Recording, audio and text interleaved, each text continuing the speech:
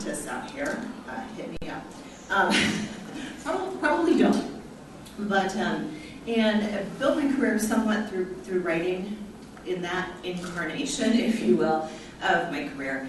And went on then to kind of reinvent my brand as a coach and consultant outside of the medical management field. And again, found myself writing, but I never considered myself a professional writer. So one of the things that I find when I talk about publishing is people say, but I'm not a professional writer. So how can I build my brand through writing and publishing? And my answer to that is always, do you have anything to say? Because if you have something to say, then it can go on paper, or these days it can go on a screen.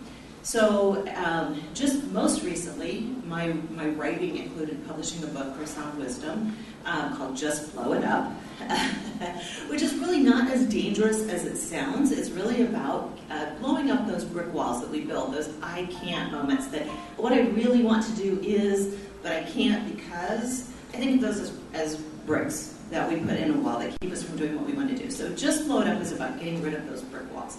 And I wouldn't say I considered myself a professional writer. That wasn't my career. I was a coach and consultant who happened to have written a book, even though I've been writing since as long as I could put pen to paper. I think I wrote my first poem in the 2nd grade. But it was kind of a this is what I want to do for myself. It wasn't what I wanted to do necessarily professionally, or at least I didn't think it was.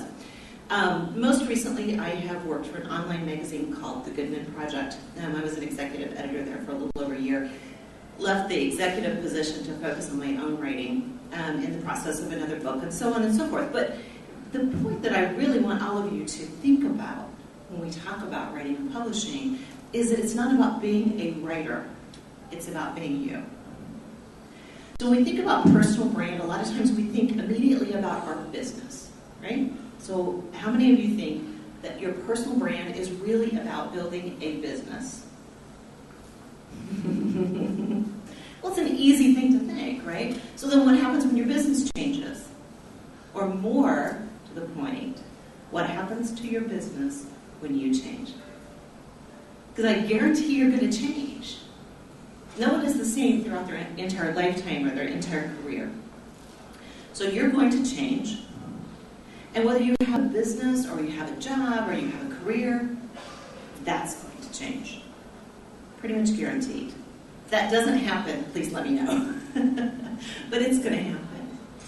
So let's think for a minute what personal brand really means, as opposed to a business brand, as opposed to any other kind of product brand or service brand. What does it mean to have a personal brand?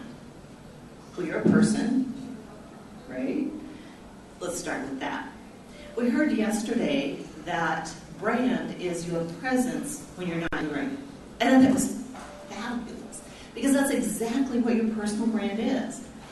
How are you perceived? How are you thought of? How are you spoken of when you're not present? That's your brand.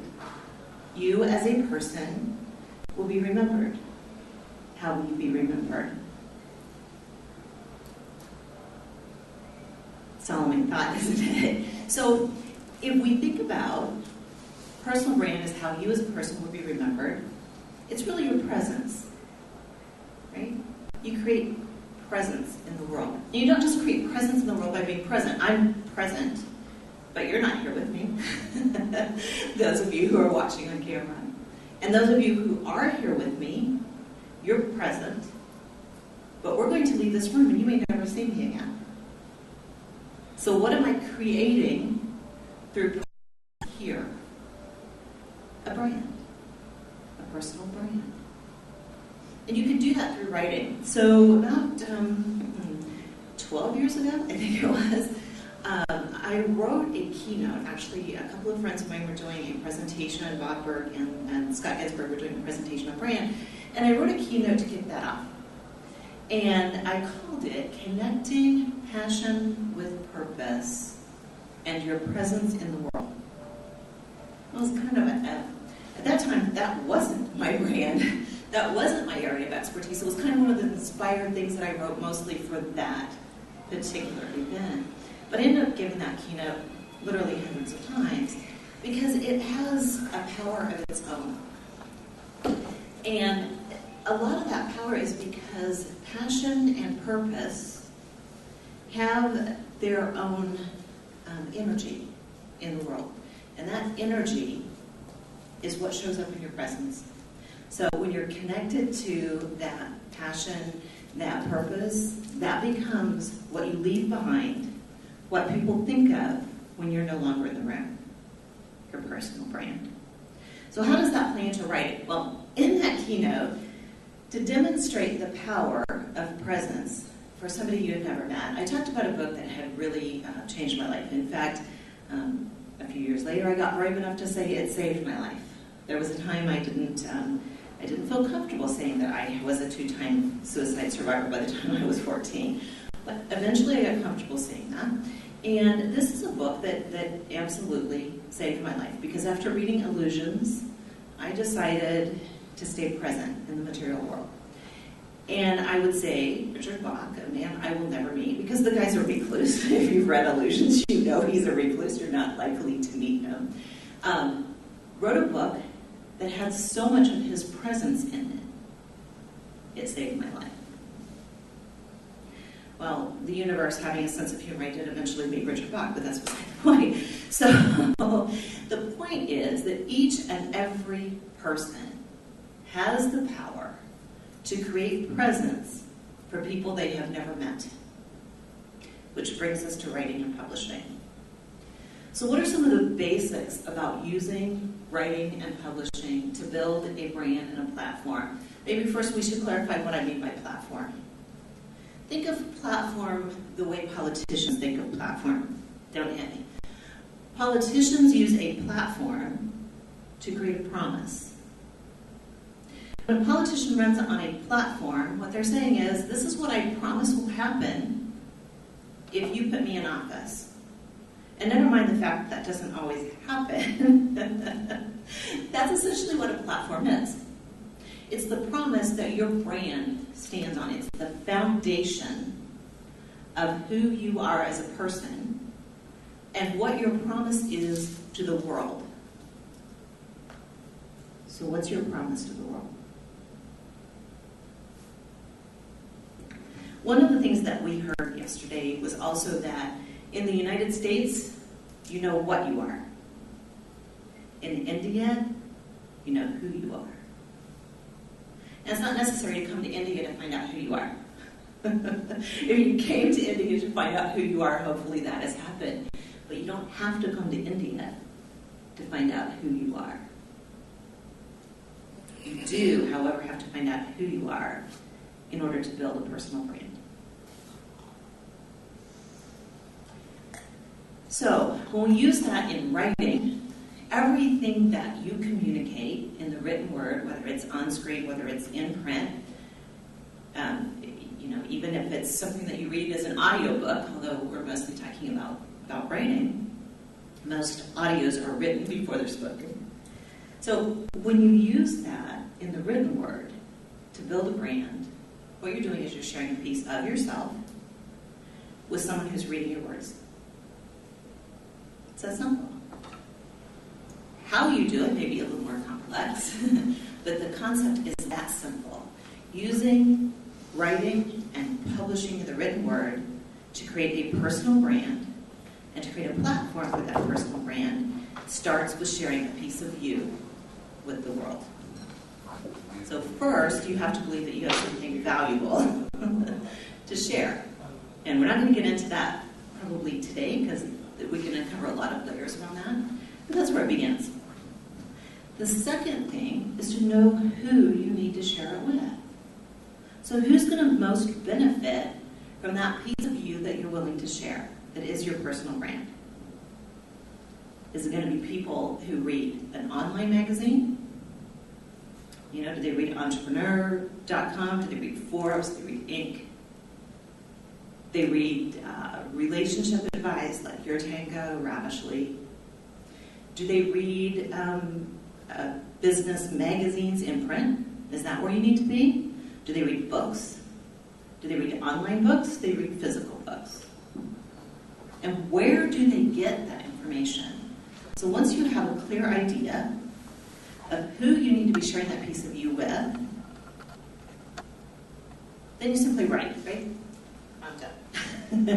No, it's probably not that simple. So the next thing is, how do you share those pieces of you?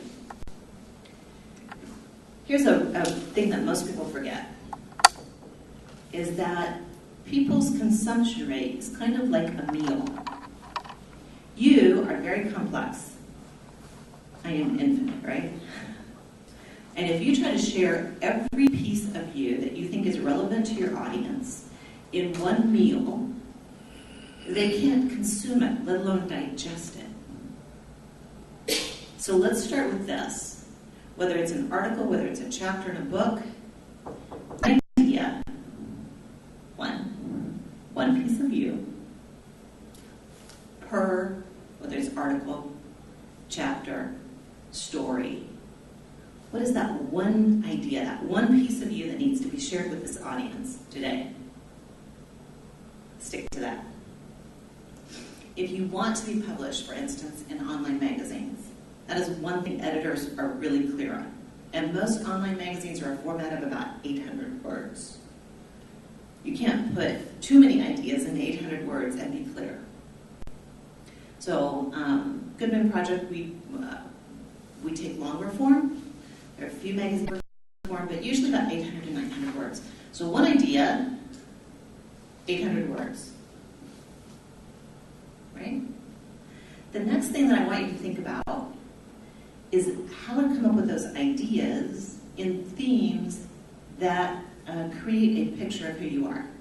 So again, it might be chapters of a book, might be articles that are intended for online publication, but whatever it is, there should be some continuity.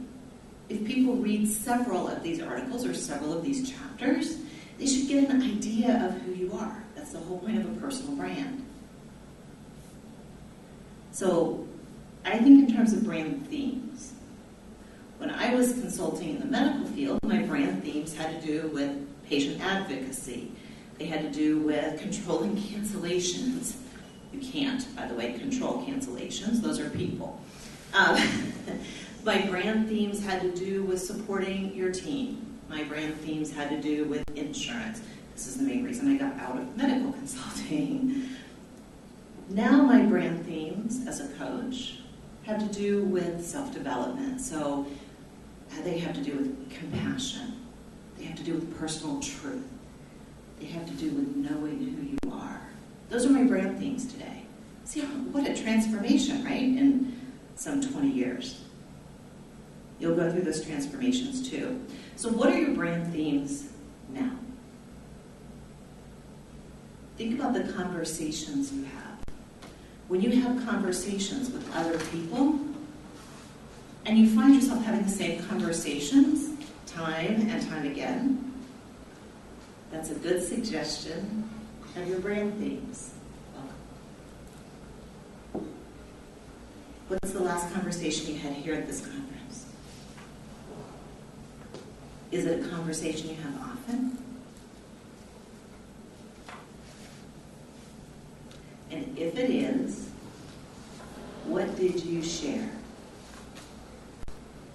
So a conversation I found myself having often that kind of surprised me was around personal truth. 5 years ago, I would not have said that was one of my personal brand themes. And yet people kept coming to me and saying, what does it mean that it's a personal truth? Isn't there one truth? If it's true, it's true, right?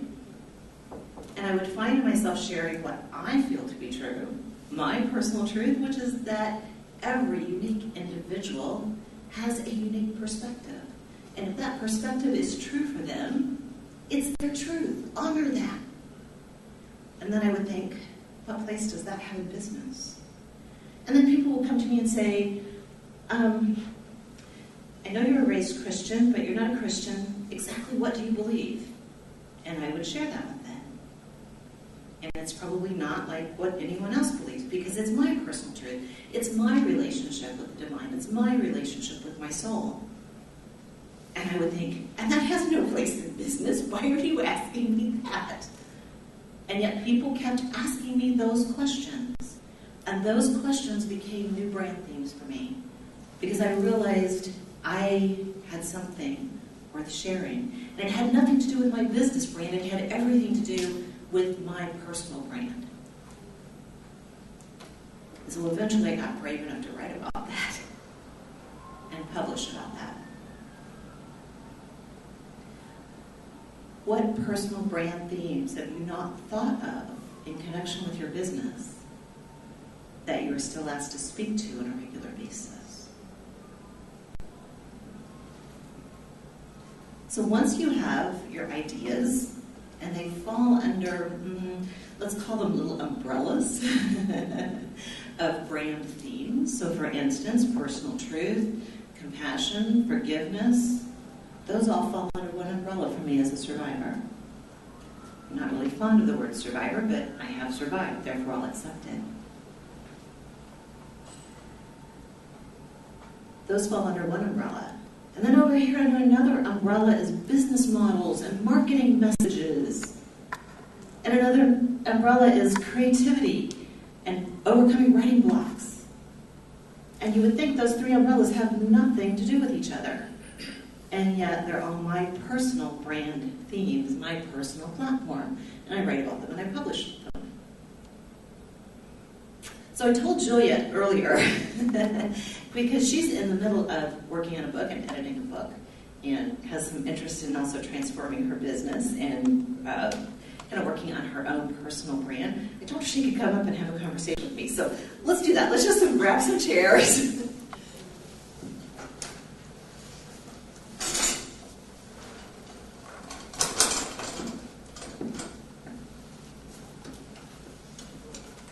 We'll make sure that we're not running over any cords. Okay, so we're just going to get really into your stuff, if that's okay. I'm just going to let you start it by setting the stage, telling me what you'd like to work on. Okay, so with my business, because I have a lot of skills and a lot of gifts, I feel that I'm too broad in my offering. And all the experts and all the things I've attended and gone to and learned from all say, focus. You need a niche market. Excuse me. And then I go, well, but I can do this, and I'm good at this, and this and that. And so I know that that's what I need to do. And then being here at the Women Economic Forum, interacting with all these different women, and it's not even so much the information, the head stuff that I've gotten here, it's more the heart stuff as I've been able to center into me without the distractions of work and family and just day-to-day life. I have gained the awareness of where that laser focus needs to be. So now it's been a lot easier to let go of these other things, not completely let go, but not focus so much on them.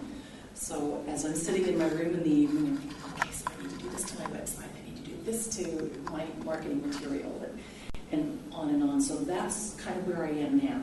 I have that awareness and the willingness to now let go of all the other toppings and start to move into the new version of my business and me. Excellent. We're at a transformation stage. I love that. So let's start by thinking about what you feel like you're leaving.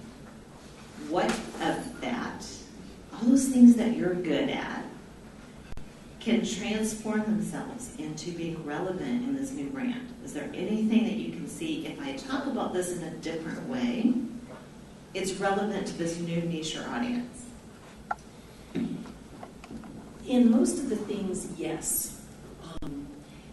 When I get into things of like the energy healing work and belief system change, well, maybe even the belief system change would incorporate very well, because the focus is moving now more stronger into family relationships, with a focus right now particularly on the mother-daughter relationship.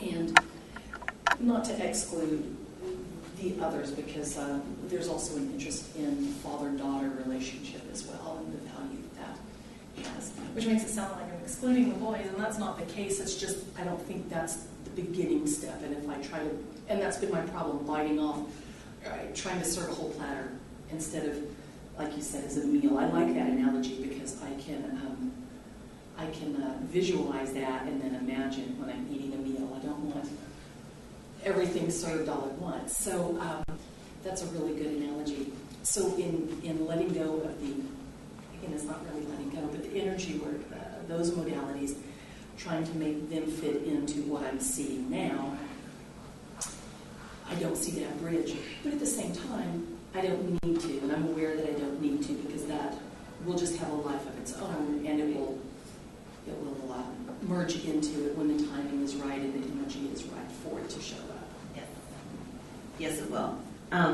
So one of the reasons that I ask that is because you've probably built an audience of people who have an idea of what your personal brand is, right? So when you start writing, if it's completely different, that audience kind of goes through a little system shock, right? Wait a minute, we thought we knew what box Julia fit in, and she's jumped ship and she thinks she lives in this box over here. We don't know what to do. So for instance, when I started incorporating soul work into my business work, I did it gradually. And part of that was, is that limb going to hold me if I walk out on it, right? But part of it was that I knew that while people knew at an energetic level that that was part of what came to the table when they sat down with me, they might never have acknowledged it to themselves. So that's one thing that you might think about in your writing, is that you, instead of shifting from this focus to this focus, that you gradually move the needle. Phil often refers to it as turning the dial. That in your writing, you just start turning the dial. Until by the time you're talking about this focus, it feels natural to your present audience. So that might be something that you think about in terms of themes, is instead of moving from completely this box and this set of brand themes, you start incorporating from the new themes and bringing those into what you write about. And when I say writing, even think about social media as a form of writing. When you write a Facebook post, you're writing, you're publishing. That's one of the beautiful things about social media, is nobody can stop you from publishing. Anyone can publish. It's called a Facebook page. It's called a LinkedIn article. It's called Medium. I love Medium. So you can write and publish with nobody's permission, right? So sometimes you start writing and publishing on these new things on those platforms, and people gradually start to say, oh, and she's an expert at that too. I never realized that Julia had that expertise as well. And they don't think of it as something new for you. They think of it as a new discovery to them. Okay? So think about that in terms of branding, is how you can transition. The other thing that I want you to think about right now, I want you to picture a target. So we talk about target audience a lot, right? Maybe not here, but in the United States, we hear about target audience a lot. But what is a target? It's a big circle with a lot of little circles on it. Until you get to the littlest circle, we call that the bullseye, right? So when you think about who you're excluding, and I heard some I want to be inclusive, but I'm called to this, right? You're not excluding the target, right? You aim at the bullseye, but you might not hit the bullseye. I don't very often. Sometimes you'll hit a circle a little bit outside the bullseye. Sometimes you'll hit a circle way outside the bullseye, and you'll think, why does this person want to work with me? I didn't even aim for them. But something about your message called to them. So the bullseye is just what you're aiming at. That's not excluding the rest of the target. That's simply choosing an area of focus. So in your writing and your presence, one thing that you can release is this idea that by having a focus, you're closing yourself off to anyone else. Because your message will still resonate. This is the beautiful thing actually about writing and publishing, is that writing and publishing doesn't require you to choose an audience or exclude an audience. It's accessible to everyone, right? If I write a book, well, for instance, Just Blow It Up for some reason really resonated with the multi-level marketing people. Yeah, Amway has a book club. It was their book of the month for October, the year it came out. I'm like, Amway? I didn't write that for multi-level marketing people. But they got something out of it, so I can't exclude them. They can buy as many books as they want. You can't exclude the father and the son in your writing and your publishing. You can simply focus in on the mother and daughter relationship. And if that resonates with a father, he certainly has access to your presence, right? So how does that change your perception of what's next for you, and does it at all? You know what? It's a very subtle shift that's happened from your talking. The thing that was the most punch for me, though, it was something you just kind of skated right through. LinkedIn articles. How many of those have I read? And I've never thought about publishing on LinkedIn. I've thought of all these other places, but it's like the amount of credibility that would lend right there really wowed me. So thank you for that gift. And the target piece, the bullseye with the other targets, that is spot on, because I'm surprised by some of the people who come to me, and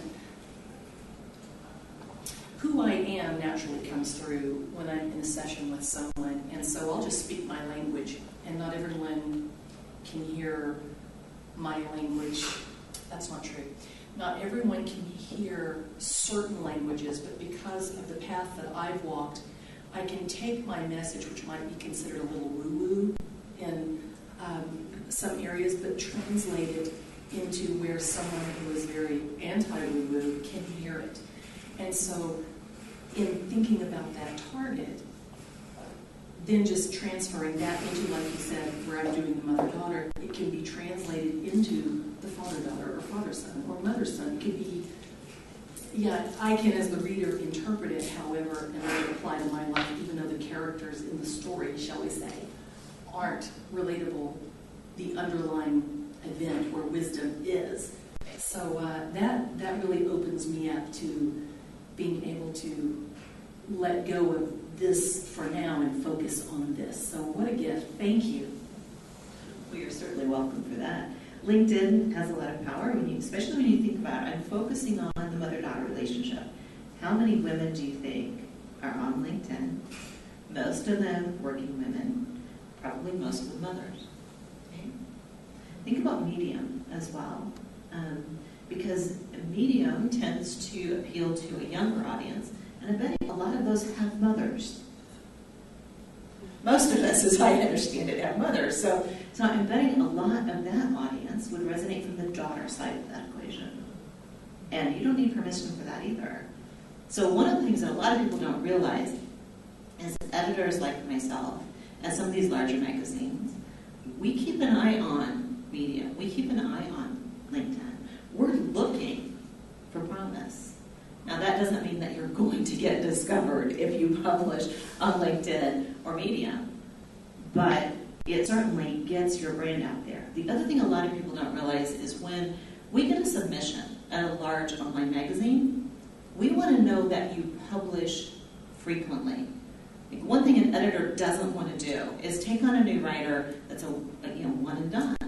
They have one message, one story, they want to get it published in a big magazine, and then they're done. Because it's work to start with a new author. So if you, for instance, wanted to submit, and I would encourage you to submit to places like Yotango. Are you familiar with Yotango? No. They're a media partner for the Goodman Project. I have a good friend that was actually an executive editor with the Goodman Project, who's now an editor there. And so they pick up some of our articles, and we pick up some of theirs. So that's another thing people aren't aware of, is that your work can get syndicated.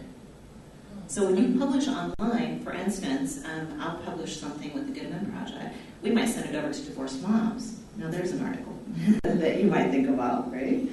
We might send it over to divorced moms. They'll pick it up and publish it again. We might send it over to Yotango. They'll pick it up and publish it again. Ravishly, they'll pick it up and publish it again. So when you're building that platform, the more places that you're seen, obviously the stronger the support of your platform for your personal brand. The other thing that you're building, you have a book you're working on. So a lot of people don't think about publishing before you publish. So publishing in online magazines, or publishing on LinkedIn, or publishing on Medium, builds an audience for your bullseye market for your book. Yeah. So we get so caught up in writing a book, right, that we don't think about how am I going to get people interested in reading this thing once I've gone through all the work of writing it, editing it, having it formatted, finding a publisher or finding someone to self-publish with. Who's going to read it? Right? Do I have an audience? Do I have a following for my personal brand? And publishing before you publish is a great way to build a following for that personal brand. That's fantastic. So now what are your thoughts? That's a whole other door opening, because that is something that my best friend and I have been talking about, because I'm in the process right now of editing her book and then pick mine up and start working on it again. And that is something we've talked about, is how to reach the audience, how to get the interest, and then people to actually open their wallets. And you saying that, it's like, well, that's a no-brainer, but that had not come up. And as you're talking about, oh, we pick it up, and then it goes here, it's like, wow, the cascade effect and the possibilities that lie in that is astounding, and I can hardly make it through my nose, I can jot down my notes. We just made my day, and it's barely started. One of the things that I really love is when somebody says, oh, I have the power to do this. I don't have to wait for permission. I have the power to do this. That's a great moment for me, so it really just made my day. So let's get into a few other things that I want you to think about, and then I want to know your thoughts. So you'll notice I haven't asked Julia a lot about what she does. That was for a reason, because I want to see how much we can build for her without any inside information. But I'm dying of curiosity, and you probably are too. Can I add to that? Absolutely. And in you not asking, then that keeps me from being stuck in identifying as this, which then I wouldn't be able to see all the things that you're opening my eyes to that were there. So thank you for not getting me to talk about me and what I do and blah, blah, blah, because that's who I would have stayed. Ooh, I have a better idea of what she does now. Because she just did it. One of the things that you just heard Julia do is affirm what happens when we say something out loud. Because you cannot possibly say, and this is something that I talk about a lot even in my book, you cannot say something to someone else without saying it to yourself. It's impossible, right? So if Julia had told me, this is who I am and this is what I do, she didn't just tell me, and she didn't just tell you, she told herself. That's a really powerful recognition about a personal brand. Have you ever done an I am exercise? I've done a lot of different things, so I'm not sure exactly what you have in mind when you say that, but I'm open to anything. This is kind of fun. I did this for a website that I'm working on that will actually, it's starting to show up as a media site, which wasn't what I intended to be, but we're working on getting it out there. It's called Come True Thing, which is the whole idea of seeking your own truth. You know, we say, you know, come pick berries, come do this, well, this is Come True Thing. But one of the exercises that I did for it is what we call an I am exercise. And I am has a lot of power. I mean, it's one of the original words for God, right? I am that which is. And you are, and you are, and you are. And none of us are the same, and yet we're one. Isn't that magical? So can you do an exercise of saying, I am, and making a list of things that you are without identifying roles? So it's not, I am a son, I am a mother, I am a daughter. It's all the things that you are outside of just human experience and human identification. You ever tried that? Yes, through one of the processes that I have done, Journey Work Brandon Bay's The Journey, that's one of the things that we do fairly early on is, you know, one partner says, who are you? And you're still and quiet, and then just whatever comes out. And it's amazing what will come out. The first time I did it, I was going, who are you? I am dirt. And then the mind goes, dirt?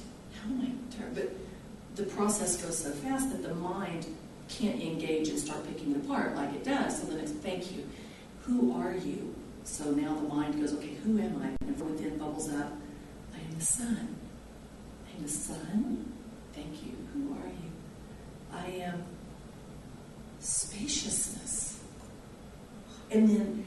as approaching this with curiosity as what's going to come up next, what's going to come up next, you move from the questioning and resisting the awareness of I am dirt into the I'm dirt?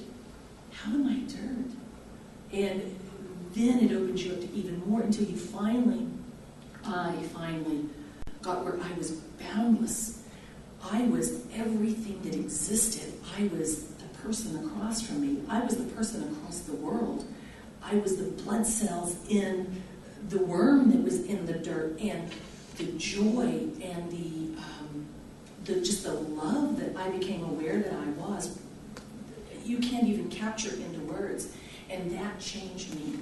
How deep we went with the I am. So yes, now I know what you're talking about with the I am. That is an amazing activity because we talk about dissolving barriers and building bridges. That is an amazing way to go when you can go deep with that, because I see me in you and in this table, and which sounds bizarre to the mind, but someone who's been there gets it. And I'm just so, wow, thank you for taking me back to that, because I'm back in that expanded space where I just love everyone. I was already loving everybody, but it's in this total heart-opening space in this minute. Thank you. But we can do that. I'm not opposed. So I have a question for you. Yes. What would happen if you wrote an article sharing with mothers and daughters how to do that exercise together? What would happen? Who knows? Magic could happen. And just planting that seed for curiosity. I know that in the workshop that my daughter and I are presenting, there is an eye-gazing exercise that it's not really an I am, but it has that same kind of feel of the openness and this awareness that comes without speaking, without engaging the mind. So that's a good plan. I'll work with that one too. So here's what I sense. Your personal brand has to do with recognizing other people. It has to do with embracing other people. It has to do with breaking down barriers. It has to do with connectivity. How'd I do? You did great. Spot on. So are you sure that nothing from your previous brand is going to make it into your new brand? It'll all find its way. All of it will find its way at some point. I think so too. That's the thing. Are you just in love with this woman? I think I'm going to have to find you when we come to this one.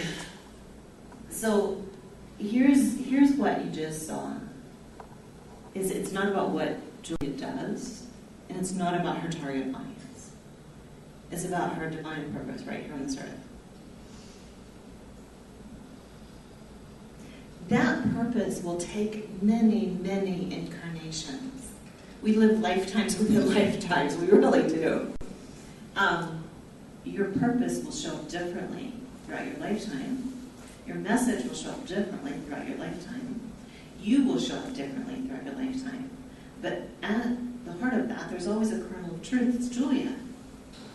That's what Julia came to in this lifetime. Right? When you find the heart of that, you're recognizable through every incarnation. Every incarnation. And writing and sharing can do that for you. So now what are you going to do? I'm going to get my pen and paper and get going, and as soon as I can, I'm on the computer typing it up. Wow. Thank you so much for that. You're certainly welcome. We've got about 15 minutes, and I'm going to see if anybody else has any questions. Anyone have any thoughts, any questions that you want to share? You want to come up and take Julia's plate? I'll work with you for a little bit. Come on up. Do you mind, Julia? Oh, that's wonderful. Thank you. Thank you. I was afraid I'd scared everybody. And I definitely want to learn more about what you're doing, Julia. Okay. Thank you. We're going to sit down and have that conversation. I love that. Thank you. So you know that I'm Dixie, but you are? My name is Angie. Angie, nice to meet you. You're from Kenya. Kenya. That's quite a gorgeous colors. Love it. Okay. So just give me a little idea, just like Julia did, of where you'd like to start. I'm not so sure. However, I really liked what I felt when I observed you guys interacting and some of the things that came out. I've always desired to write, but I've never come up with anything to publish. I keep on telling myself, maybe when I'm ready, when I finish what it is that I'm supposed to be doing now, tomorrow. But I'd really like to get there. So when I was looking at the sessions, I thought, okay, here probably is a possibility for me. Let me come and listen and hear about branding in my articles that might come out. Today, I hope, but maybe tomorrow. Maybe tomorrow is a magical phrase, isn't it? So you mentioned writing after you've done what you're supposed to be doing. Yes. What if writing is what you're supposed to be doing? What is? What if writing is what you're supposed to be doing? Oh, really? Okay. Then I would write. If that's what I'm supposed to be doing, then I would be able to write. And how would you know if it's what you're supposed to be doing? How would you recognize that? How would I know? Maybe I'll feel the urge. Or maybe I'll get a nudge from somebody. Yeah. Or maybe an opportunity will present itself. So it's interesting what happens when we wait for an opportunity or for something so compelling that we can't ignore it. And that happens a lot, not just with writing. For me, actually, it happened with the work that I do around soul. It was, my soul literally backed me into a corner and said, "You will pay attention now." You don't want that to happen. I was sick for a year. Don't wait until your soul backs you into a corner. It's not wise. So the question that I would have is, let's start with you. So personal brand, as you heard me say, is about you at the core. And as I was talking to Julia, it also has to do with our purpose, what we're here to do.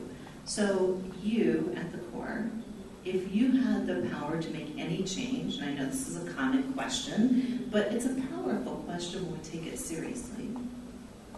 If you had the power to change anything in the world, what change would you affect? If I had the power to change anything in this world, I would like to change the current atmosphere in homes into more nurturing, supportive, encouraging well-being for all the individuals in the homes, right from the man to the woman, and certainly for the children. That's what I'd like to change. Please do that. Do you have some thoughts about what that change would require?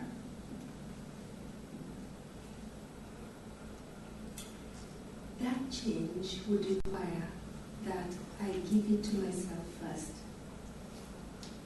and see what it feels like, and maybe document the various experiences in terms of positive outcomes, and maybe also some of the challenges in terms of lessons learned and what could be avoided in that journey of transforming the current homes into peaceful, nurturing places that we can go to. I don't know if you heard your answer, but I did. What did I say? What did I say? You know, the most powerful writing in the world is personal story. You know, everybody wants to be a better writer. We think of the talent and the craft, but we forget the story. I know a lot of people that are talented writers, and they don't know how to share their personal story. They write fiction. They can write information. They don't write from the heart. they don't share their soul. If you take that journey that you just proposed that you would need to take in order to transform the world the way that you would like to transform it, you're going to have such powerful stories, and they won't all be happy. We know that. I mean, you're all familiar with the hero's cycle, the hero's journey, right? And we know that a lot of bad things happen between the call and the conquering. It wouldn't be a good story if everything happened the way we want it to happen, right? Things happen that we don't want to have happen to our hero. And you know that's part of the story. But how much more is it worth if you undertake that not just for yourself, but for the change that you can bring to everybody else who's in a similar situation? You thought about that? Yeah, I have, but I'm also very aware of the inhibitions and the reluctance to go to that scary, hurtful place. I understand that. The other thing that I know is when we choose our personal brand and our personal story to be the same, we are inviting other people to undertake their own journey. Right? Sometimes we're a catalyst for other people to take their own journey. And I don't know of any story that's the hero's journey where the hero answered the call the first time. Usually the hero got really mad about it and said, no, not me. Leave me alone. I'm fine right where I am. I do not need to do that thing that you're telling me I need to do. Right? So when we share our personal brand through our personal story, a lot of people get mad. It scared me to death too. And yet, if you think about the end of the hero cycle, that journey always ends with a prize. And that prize is always shared with the community.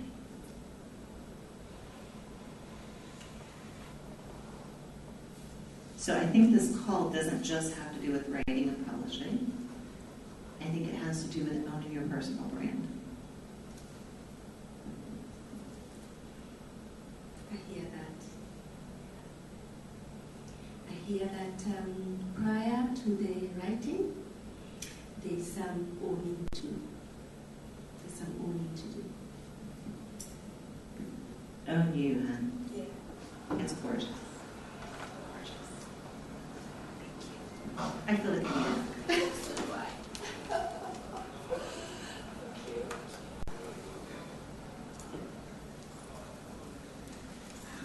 Would anyone else like to spend a few minutes? We've got, I think, about 10. Julie, is my time right? 5:10? Okay. All right.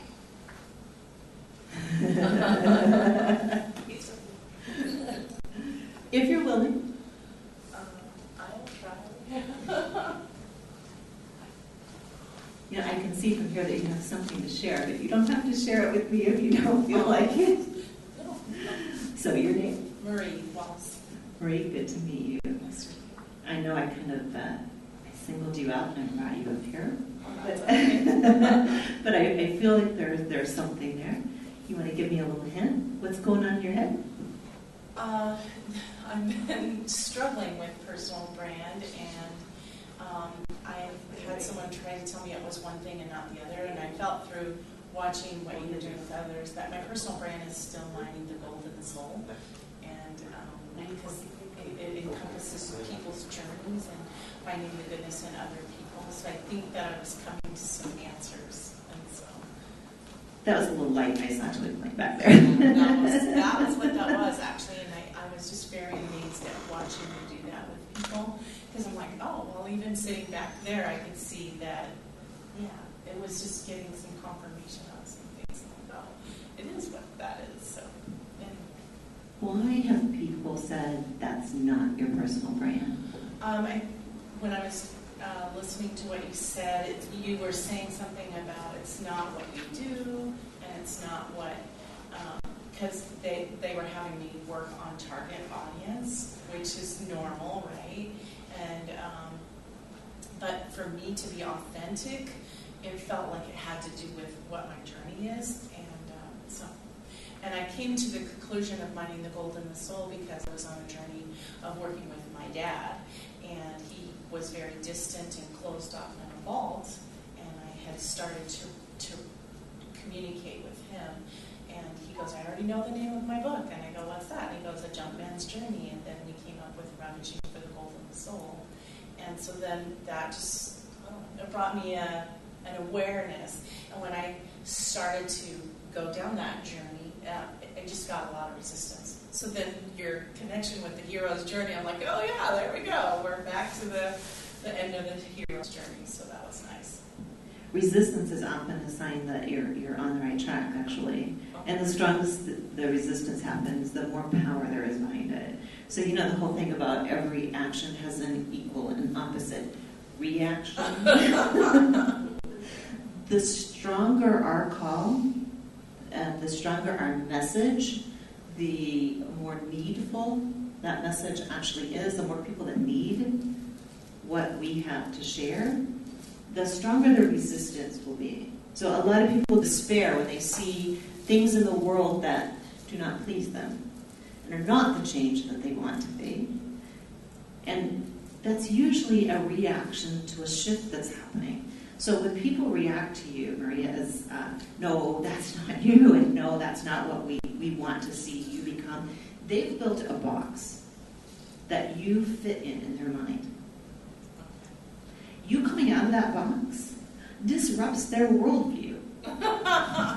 Okay. Right? Yes. So they want to put you back in the box, because then their worldview is complete and comfortable, and they know exactly how to relate to you. They relate to you the way that they always have.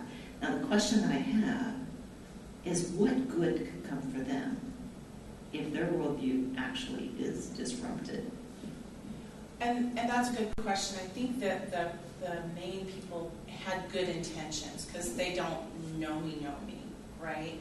And they knew that I wanted to be a business person, and that's the reason for them coming from the target audience. The people who know me have been actually starting to tag me as Mining the Gold in the Soul, or I hope you find the gold in the soul of others. So I know that it's somehow hitting a chord with some people, and so that's exciting. But at the same time, you go, and then so you're thinking about the business aspect of it. So what could actually happen is what you had said, I think, to one of the ladies, was that it could actually force change on or not force change, but encourage change in other people to go for their own personal story and journey. So I'm excited about that part because I'm kind of like Julia, and I like bringing out the goodness in other people. I think honestly we all like it. And one of the things that when I talk about passion, and you ask somebody what they're passionate about, do you know, and I haven't done an official study, so don't quote me on the percentage here, but it's at least 98% of people, when they say what I'm passionate about, it starts with is helping, right? It's helping people, it's helping a subset of people, sometimes it's helping animals, but what I'm passionate about is helping almost every time. So it's one of the beautiful universalities that I find when I ask people what they're here to do and what brings out that inner fire of passion and what they think their purpose is. And, even we talk about divine purpose in some of the work that I do. It's helping. I was a kindergarten teacher, and 5 and 6-year-olds, that's all they want to do is help. So I think it's just an innate human quality. So. It's one of the most validating things we can do. So, real quickly, because I think we've just a couple minutes, but one of the things that I'd like to challenge for myself as much as for you, and for anyone who happens to be watching, is this perception that if you want to be a business, that talking about soul is career suicide. I get that. You too. So I get that, but it still feels like that's my path. So if we could find another way to reword that, I'd be okay with that. If we didn't find another way to reword it, can you be okay with that? Sure. So one of the things that I talked about on Wednesday night during the awards ceremony is that business is nothing more than one or more people providing something of value that one or more other people are willing to compensate them for. And if you start with the premise that every person is a body with a soul, or more to the point, a soul who happens to have a body in this lifetime, then business becomes soul to soul. Yes, I'm good with that. I think that's what I found on my journey.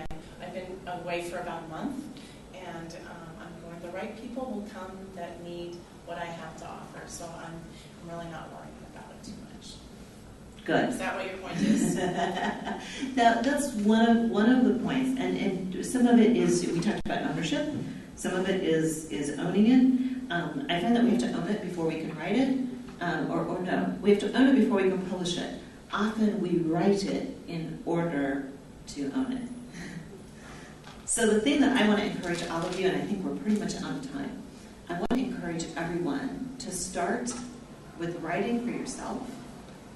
Discover your personal brand through what flows out on the page or the screen. Because what you write is often what you need to say. And what you need to say is often what needs to be heard. And if it needs to be heard, then it needs to be published. And then we can get into all the technicalities of best ways to get published and how to strategize a marketing plan for publishing a book and all of that. But the first step is to know who you are, to know the purpose that you're here to accomplish, and like you said, to own it, and be brave enough to share it. Okay, thank you so much. Very good. I appreciate that. Thank you. I think we're out of time. Actually, I think we're just exactly out of time, so I want to thank everybody for being here this morning. And I hope to be reading your words soon. Thank you. Group the photo. Section on the group the photo. Yes, sure. I remember you from last year. You do? Yeah, didn't you come last year? You stood up and spoke, and so I just remember. I got to go to Nairobi in November. Yeah, where are you from? Are you? So do you know Sure. Swanson? Yes, I'm going to take one of them and then I'll jump in. Or you can take a picture of everyone. She does those safaris there, remember? Oh, sorry. I just have this picture of going on safari and seeing everybody at Seoul. There's someone there sleeping. There's someone who looks. Yes, my. Chapati. Chapati.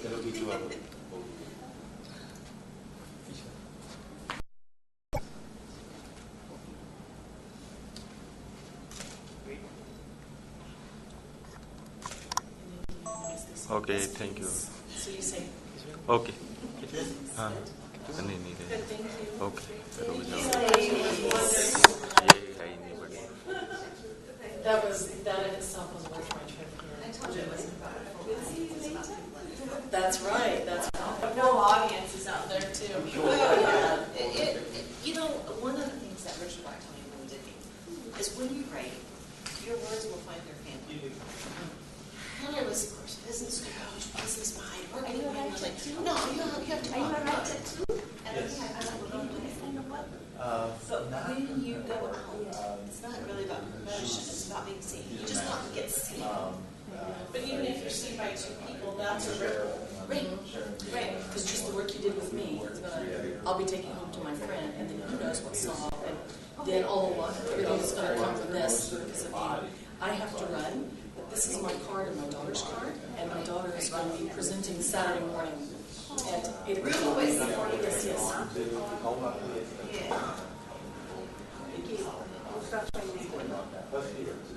Oh, that's beautiful. Thank you. I have to read the black one now. Thank you. Thank you.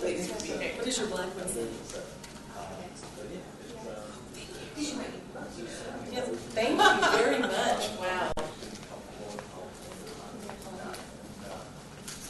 Phoenix, thank you for being willing to trade sessions. Okay, this was Yes, and your contact was. The other ones related have been good. This one was exactly.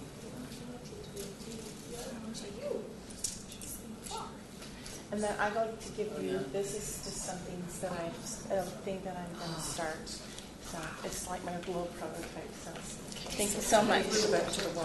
I'll hopefully see you again before the end. I didn't think that so we have to get in the room with you. Bye, Julia. We'll see you. I'm leaving tonight, so I won't get to see her presentation.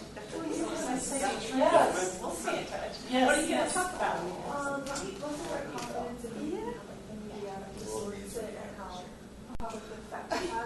Every place. Yeah, they need to hear that. See you soon. More than that.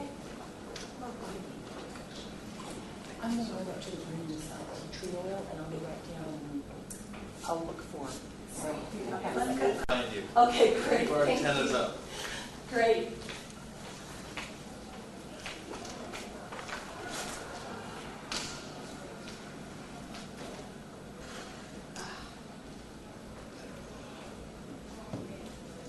Biting my lip.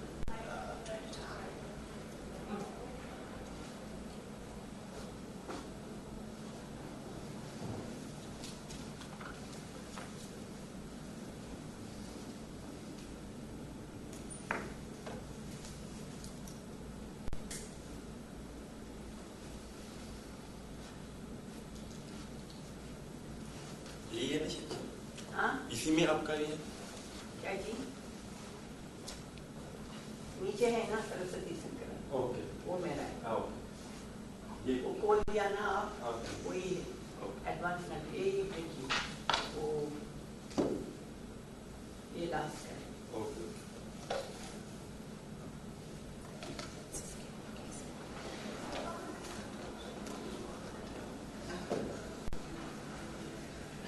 Oh.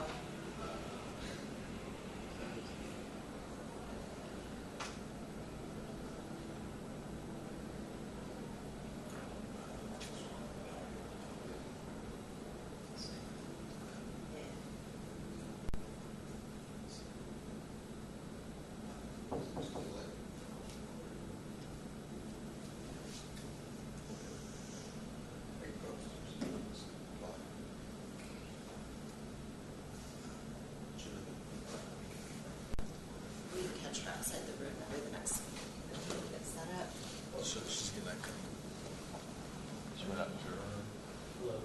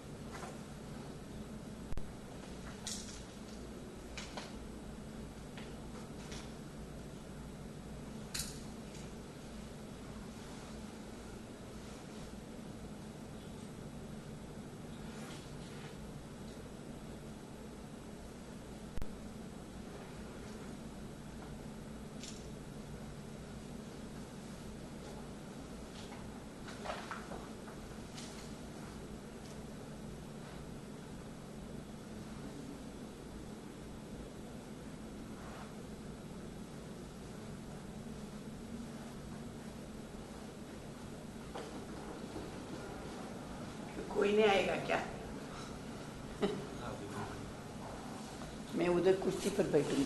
Okay, अब बैठ के दोगे ना speech में? हाँ, इधर। हाँ, This one. Thank you. और लेफ्ट भी आपकी दिश होगा। नहीं, इधर है ना, इधर रखते हैं। ये आपके पास कर रहा हूँ। मैं आप करूँगी ना, आप नहीं कर सकते। Camera operate. अच्छा, फिर मैं करने का है। या तो कोई और आएगा, कोई बैठ। नहीं तो मैं करूँगी। चलो जब तक आप बैठ गए। नहीं, वो कुछ उधर रखने का है ना, फिर यहाँ ऑपरेट करने का है। अभी शो नहीं है ना, आप करोगे। हाँ, जब शो होगा तो मैं कर दूँगा। तो फिर तो ये पास करेंगे ना, जो सेंटर। अच्छा, वो इधर रख गए। हाँ, सेंटर में चाहिए ना वो फिर पूरा video.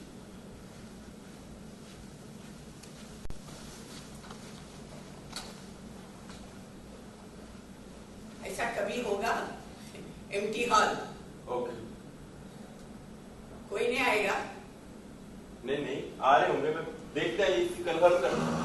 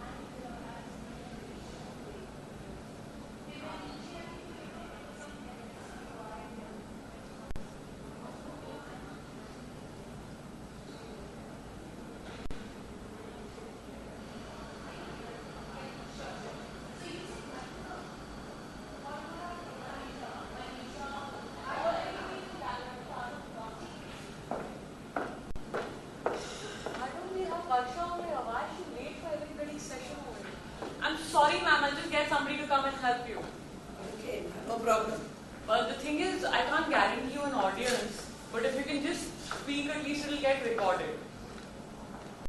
Then let's keep it then. No, auntie, वो YouTube पे जाएगा ना, everybody will be able to see it. What are you talking on? I can't come to the chairs, no? Ranjana should also be here. There is a lead and co-lead. Where are they? I don't know about Marian, but Ranjana should be here in the next 5 minutes. See, I can't be talking to the empty chairs. She's got a pain in the leg, so she should be here in 5 minutes. I'll just check on that. Right?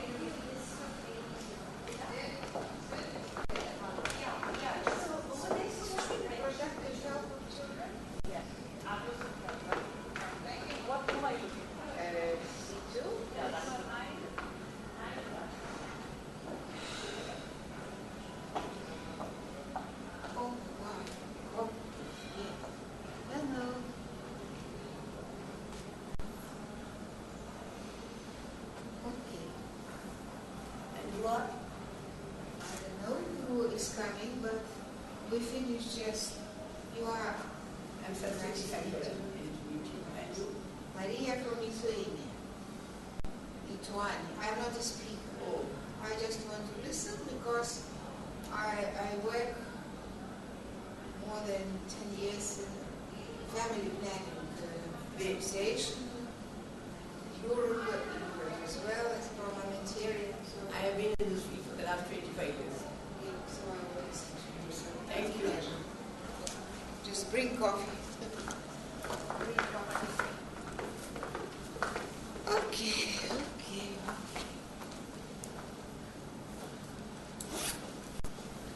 This problem, so you speak openly in India about this problem? Yes. Ranjana. Oh, yes. And they are. Oh, good. And you? She listened to the session. She's Dr. Harshini. She has a very eminent work in the travel studies. Oh. And yesterday she was speaking. She presented very nicely. I see. Travel, health and nutrition. Travel? Health and nutrition. And worked for the Jansabar tribe of the Kumaon region. Right? Where is that tribe? Uttarakhand. We have programs I'm running an NGO. Which Programs NGO? in Pradesh. In Rajasthan, Budalkand is maternal, adolescent, reproductive childhood. March. I see. So, I'm going to advance adolescent reproductive health in 5 minutes. That's what I have been asked to do.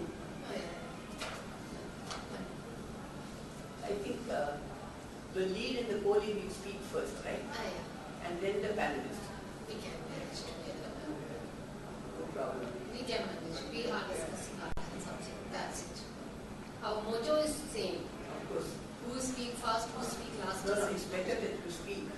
So, are you going to show any? No PPTs based on the practical experiences and challenges. I want to lead the forum to talk with the thought for the challenges because I want to have with UNFPA, UNICEF, and all this safety even by the Hello. I'm ready to I'm a panelist and she's a co-lead. Okay. I'm John. Thank you. Let me call it. Need any support? We are happy that we don't have to talk to just the chair. Yes, we don't have to. Thank you. Actually, no, ma'am. You will get a lot of ideas over here if you are discussing the jewelry. Yes, I'm coming. Yes. Really? I'm very true about that. If you are discussing the jewelries, you will get a full room. If you are discussing about the cosmic thing, you will get a full room. But when you discuss health, the challenging issue of India, unrelated to women, the real women issues. Related to women. Women. Then its audience is just okay, fine. Okay. Doesn't matter. You are starting? No, actually she will be starting. Marian, Karina, Nanorki. She is not here. She has to be here. She was yesterday. She was. And wait for Just 2 minutes. 2 minutes?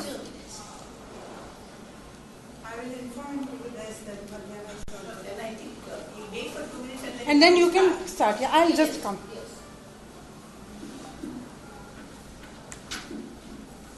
Hello, girls. From where you are? Oh, wonderful, wonderful. So I'm having an adolescent girl here. So you can call other adolescent girls, no? You came 2 months only? No, we are 4. The other one, we two are the ones that we stage. Oh, yeah.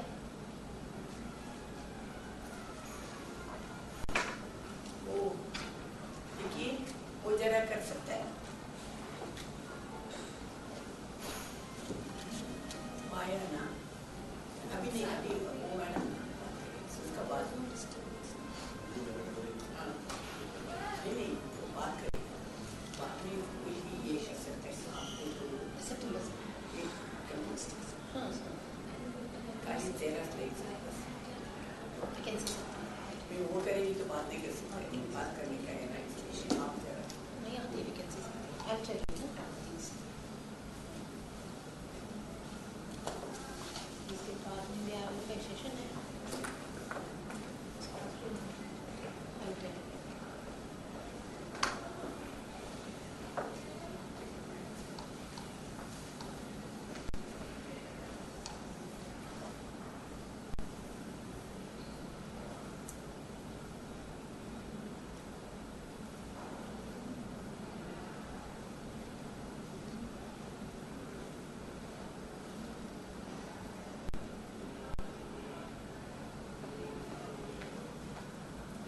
Should we start?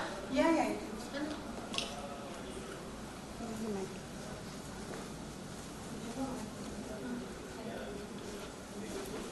Excuse me, please. What's your good name? I'm Varsha. Varsha.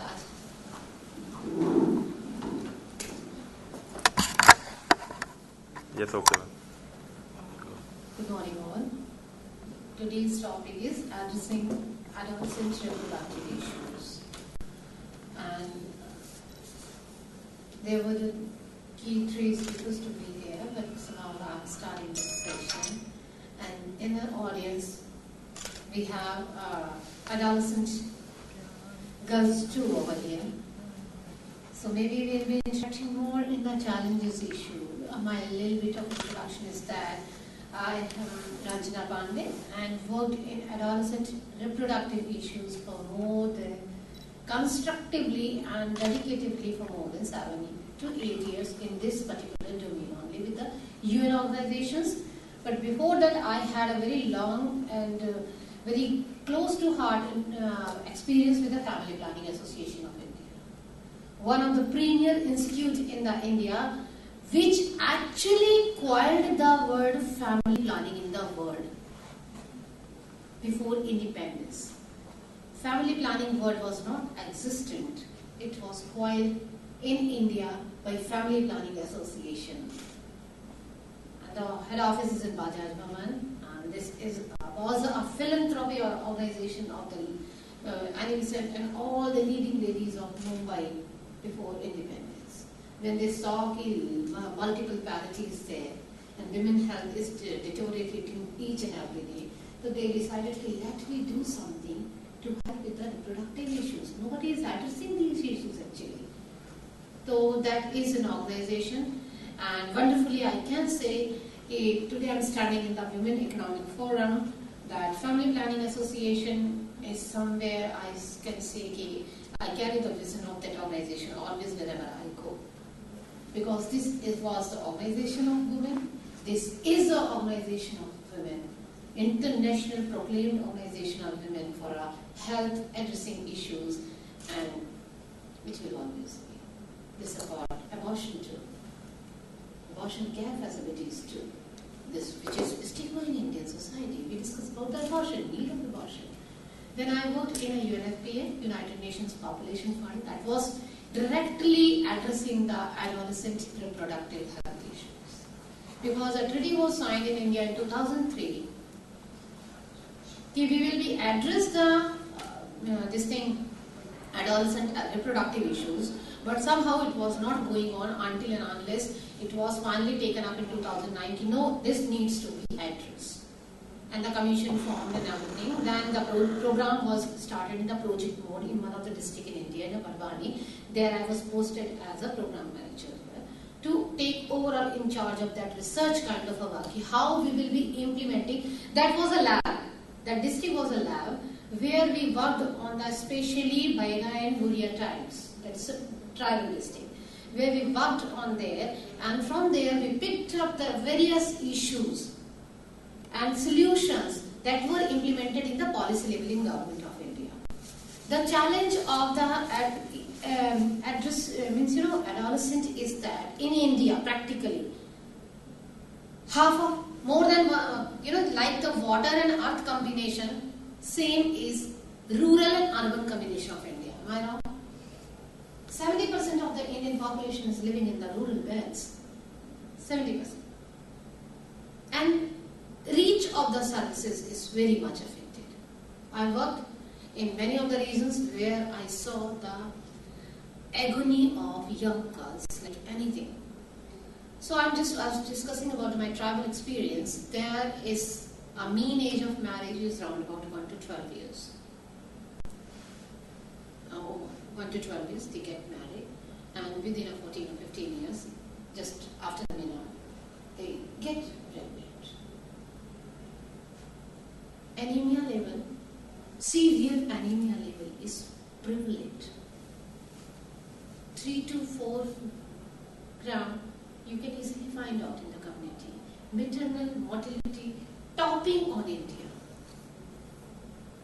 Tops, Bhadwani, Chatarpur, tops in India, Bundelkhand region, tops in India. And the reason was that if we go and deeply count the age of the girls, most of the maternal death were coming out from when I was working in the Bhadwani, below 18 years. Below 18 years, 2 kids and died on labor table. I saw the case also. Profused bleeding. So, from there I started, it was my own, because I am also a woman, I was a girl. Then I started thinking, okay, what are the challenges? Why these are not addressed upon? I was, not at that platform I can address everything all around. But I thought for my district, my work area.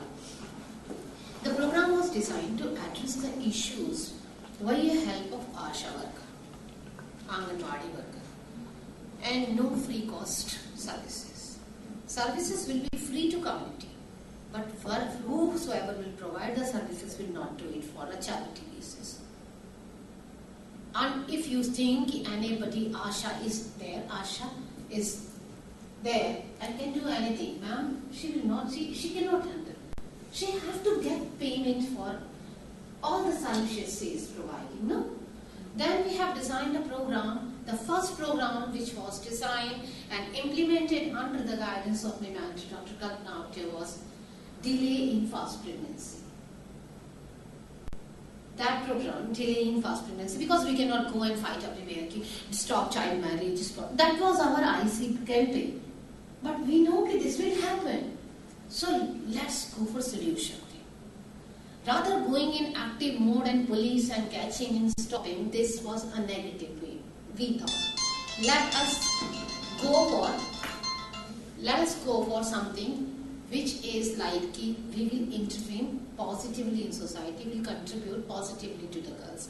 We designed a program, delay in first pregnancy. Okay, if the girl is getting married on 15 years, somehow we come to know my Asha's role is there. Go to her home with your husband, convince them that they not get baby for next 4 years. For that, we designed a program, we pay for the Asha. If the girl is not getting pregnant, each 6 months we monitor the growth and we pay 300 rupees for that. Plus family planning support we used to provide to the kids. For us, they were the children. No, adolescent girls, they were the children. Right? So we provide the material and everything. And Asha is in every village. So she was getting money. So when she was getting money, so she was more than happy to convince them daily basis. And all the health benefits she was providing. Then we have also entered the okay, if you get any population, but this was a very huge activity of mapping. Entire district was mapped. All eligible couple line listing was done. All. That took almost 9 months for us. Rigorous exercise we did. Then spacing in two. Spacing in two. If you space, if there's a 2 years or 3 years gap, you'll get this amount of money. That was also a successful program because ashram was getting the money. Then after 3 years, the research was compiled up, studied up, and then UNFP entered, and then we made a rigorous study. All the people who were interested, because the government was there, also involved through our government. It was key government, by willing, Madhya Pradesh government involved in the project. Okay, I am there. Whatever support you guys need. This was worked on, presented to Government of India, and the 2 policies were passed: spacing, to pay ASHA across India, spacing for spacing, and delaying transfer spacing. And so my doctor is calling me. I was having leg pain, so I just drop a message to my doctor कि I'm having pain. So she's just calling me how I'm feeling right now. I'm very much happy because I'm discussing my heart. I'm discussing my heart. So no pain? No pain. No pain. No, not at all pain. When I'm just discussing my work. And I want, means I'm happy. It's not, room is not full, but I'm happy with people who can link with the thing. 2 people listen to you. They can go miles and miles with you. Be together. But 100 will listen to me and don't go a kilometer with me. That's no use. I'm telling you. Then we just designed a program which was delay in first pregnancy, accepted by Government of India, included in the health budget of state. So our work was done. Now ASHA is getting. Now every month for each ASHA 3,000 rupees is already planned. Knowing that? In Madhya Pradesh they are getting approx 3,000 for 9 incentives. 2 incentives are this, spacing and delay. 9 incentives which are delayed because we're working hard. So we have a good, very lucrative incentive policy there. That is coming out very well. The Badwani, which was highest among the nation, now it's very gradually MMR. Because saying ki MMR reduced 96% or 97%, ma'am, it's difficult. Being in a health domain who has MMR cannot be said ki I worked in one district and 96% because denominator is so high for the MMR. Right? You cannot guess it out easily. Even NFHS 4 is not able. I'm just daily in touch with the US agency. Give me the MMR of Madhya Pradesh. Give me the MMR. They are saying, no madam, the denominator is still not very feasible. It's so high. People claim, we don't claim what we did. We only rely on the hospital death data. If it is reduced, it is reduced. It is visible. Claiming this much I did it, this much I did it, it's not my cup of tea because that depends on the research agency. Let they do their work. Secondly, we worked on, that was the replicated model in India. It's replicated across India and I'm very happy because we were 38 people team there and it was, you can say, a life-turning moment for me.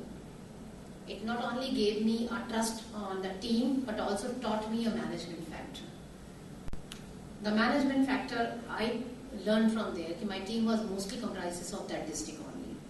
The young guys who were student of MSW, MSc, from that tribal district, I picked those for the jobs. I didn't bought the candidate from the Delhi or Mumbai because salary was high here. But I thought, if we are paying high salary, let it give to the people who belong to that place. And they will grow, their community will grow, their indicators will grow, they will propagate, and entirely in slow pace, the things will grow. Adolescent addressing issues should be like this. Inclusion, social inclusion. Adolescent is a very touchy kind of a field. Then, secondly, we are juggling very hard in the Madhya Pradesh and maybe in India also. because Rajasthan and Madhya Pradesh, I'm seeing it very closely, menstrual health and hygiene, so very poor condition. I saw the girls having ashes in a cloth and place it. School dropout is very high as soon as they, at least in house. What do they do with the ashes? Huh? The ashes. What They put in a cloth and just use it with it, because ash has a capacity to absorb. No, but that's very dangerous. Very dangerous. They are very high school dropout in adolescent age. We designed a program under UNFPA for free, this thing, sanitary pad distribution system. Then sanitary comes. Explain that. No, I got it. Yes. Ash, you burn cow dung cakes and the wood at home in I know, but what for? It's like contraception. No, it's for a menstrual cycle period, no? Sanitary pad. Sanitary pad. Sanitary pad. So that was a very poor condition. Then they insert half, kind of a मटका, pot. मटका तोड़ के और जो उसका निकलता था, they place it inside because that absorbs blood. Imagine it. So part. Puncha ka part, you insert it, that will absorb the blood. I saw it. We were like in a shock condition. So we were in shock. How this can happen? But I saw it because I was belonging to a very urban family. I never saw all these things in the life. That was a life-changing moment for me, and from there onwards, means a new human being in me, right? Totally changed. A totally changed perception.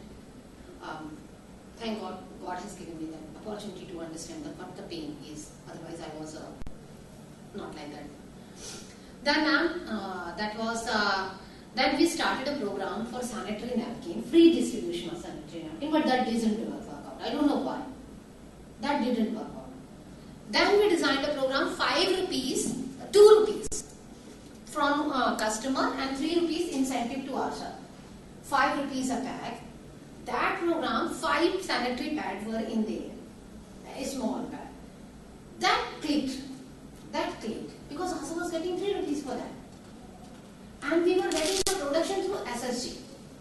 30,000 rupees a machine, which we gave through a tribal fund and a rural fund. SSG is used to prepare this thing. The addressing menstrual challenges, we involve their own capacity people. You produce, you design, you distribute, you earn. That somehow clicked it, but the supply gap was very heavy. Need was emerging. Then recently, government of Madhya Pradesh launched a program called Udita. Totally adolescent girls and boys related to. Udita means you're growing. You are burning from, you are rising like a sun. So that is a life skill, and vocational skill, education, and menstrual health and hygiene. 4 or 5 components all included together, and that is moving up. And luckily I can say that in Madhya Pradesh I saw that girls are really in the last 4-5 years are responding very well to school education. Nutrition is still a challenge with her, because that's a stigma which is going on in India. Boys get a good food, girls don't get. It may be not in the men's. Madam will be telling about some of the personal experience of South India also, because we have you over here. North India is really challenging. I want to know about the particular scenario in the South. You please tell us, so that we can include in our workshops and files. Okay, it's not for India, but I really want to listen it. Here it is very poor. If you are a girl, your nutrition value will be very low. If you're a boy, your mother will take you like a bean. It's true. You are bean, you are Raja, you are king, you are going to be Ashok, but if you're a girl, you are no importance. that poor fellow. Then we have started a campaign that IC, along with it, it was not an IC based actually, it was one-to-one. We dragged our ladder down for behavior change communication and interpersonal communication. There it was, we saw the clear example in the communities. The case studies were there. Vicious cycle of the nutrition, we saw them. Your girl was, malnourished since childhood. She gave birth to a boy, what you call Chirag, Deepak and lamp of your family. He's also malnourished because your girl was malnourished. You didn't give enough food to your girl, that's why your grandchild is malnourished. So vicious cycle is there. You have to break this cycle. Addressing, if anywhere, I'm just leaving the forum to ma'am, leaving a question, leaving a thought for the women here, how we can support them. Our one step to support adolescent, wherever we are, urban setup, rural setup, where we are, wherever, irrespective of the environment, how we can support them, whatever we can do them. If they are sexually abused, if you are mentally depressed, if their education is hampering, as a policies, many Government of India policies are there, implementers are there. We don't have to fight the battle like aggressively. We can guide them and support them because the policies are not still clear to the people. Okay, what policies? All the policies, all the support is available in the Google, ministry websites.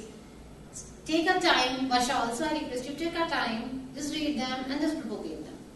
You are going to change someone's life. People don't know.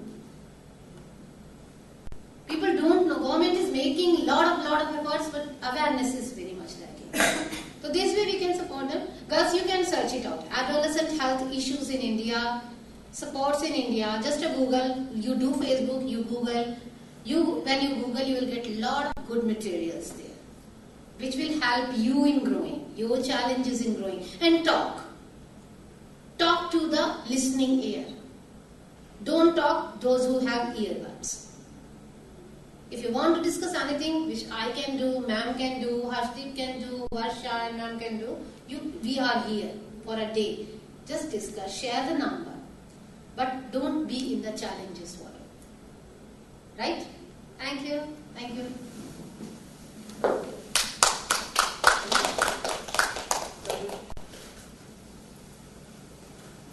Thank you so much, Ranjana. Anyone want to ask any question? No? Yes, many questions. Many questions. Yeah. Thank you for your presentation. Yeah. I come from Europe, but Yeah. I work with the reproductive rights Yeah. and health from 2004. Okay. I was chairperson of family planning organization and a member, and in the parliament I also worked on these problems. So my question is, do you speak or do you have contraception program? Contraception. Yes.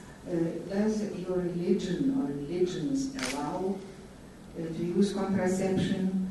What about sexual violence? How do you deal with this problem? What about infectious sexual diseases? How do you deal with that?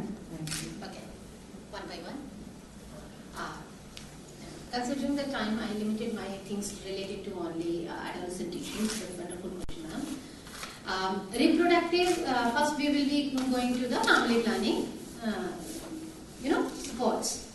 Yes, we are having family planning supports like providing condoms, maladies, and we are not in a public health system. We don't deliver any advanced kind key menstrual cup is there, tampon is there. We don't provide that.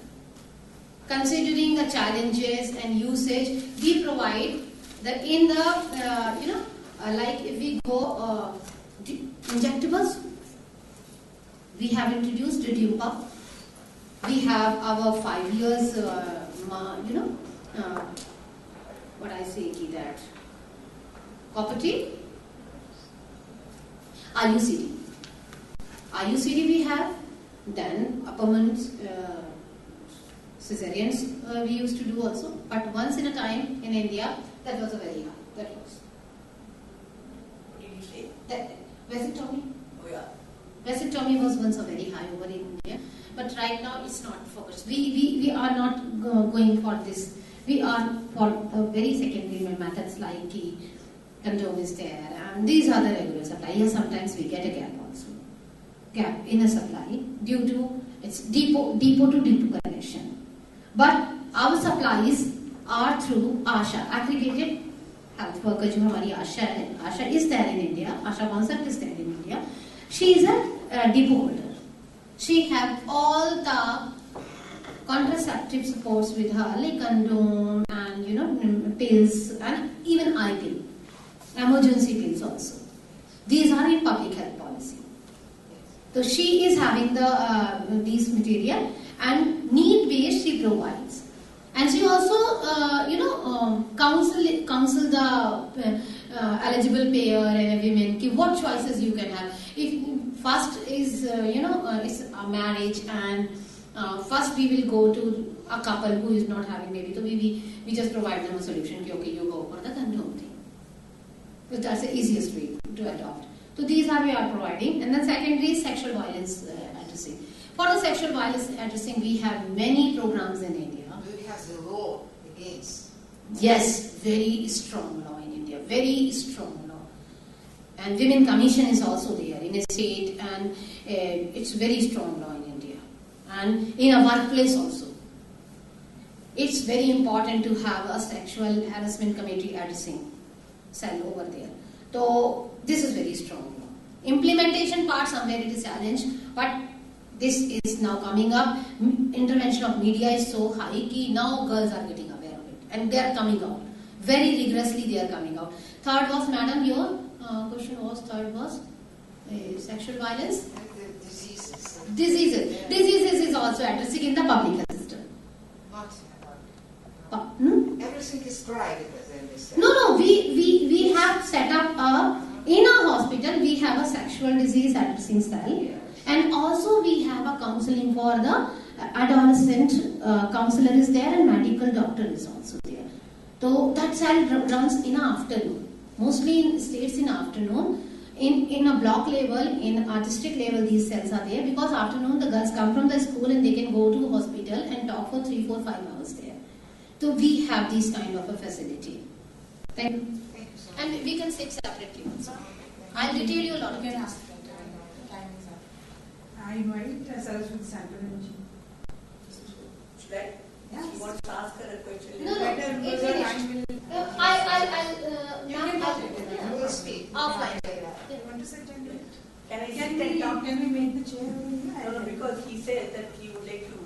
I'm making some PPT, few slides. I will slide for you. You have seen it? No? Okay. What shall we have it on? Your slide you have given? Yeah. You want to sit? You can sit over I here. can talk, sitting or walking, and talk. Wherever you are comfortable. Wherever you I'll are. sit here. I'll give you the chair there.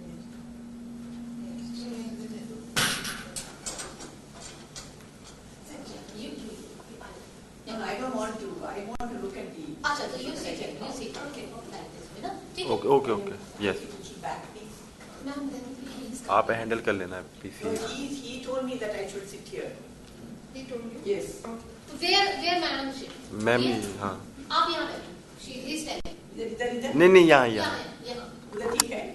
Yes I ma'am. will do the slides for you. Okay. Don't worry. Thank you. You sit here. I'm not always looking. No. I'm going to ask one simple question, since you have two young ladies here. Yeah. Why should we? Do I need it? I think you can hear me, right? You need it Yes, for yes, fielding. Huh? Camera.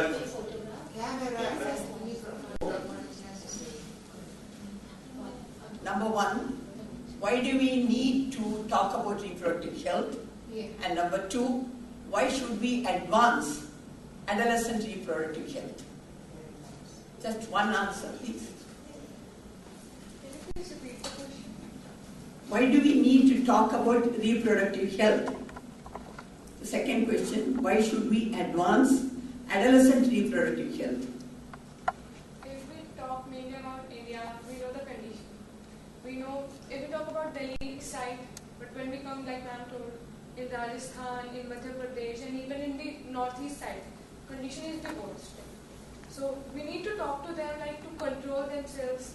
Secondly, they don't even know what is problem, what is this property. They don't even have the education of that.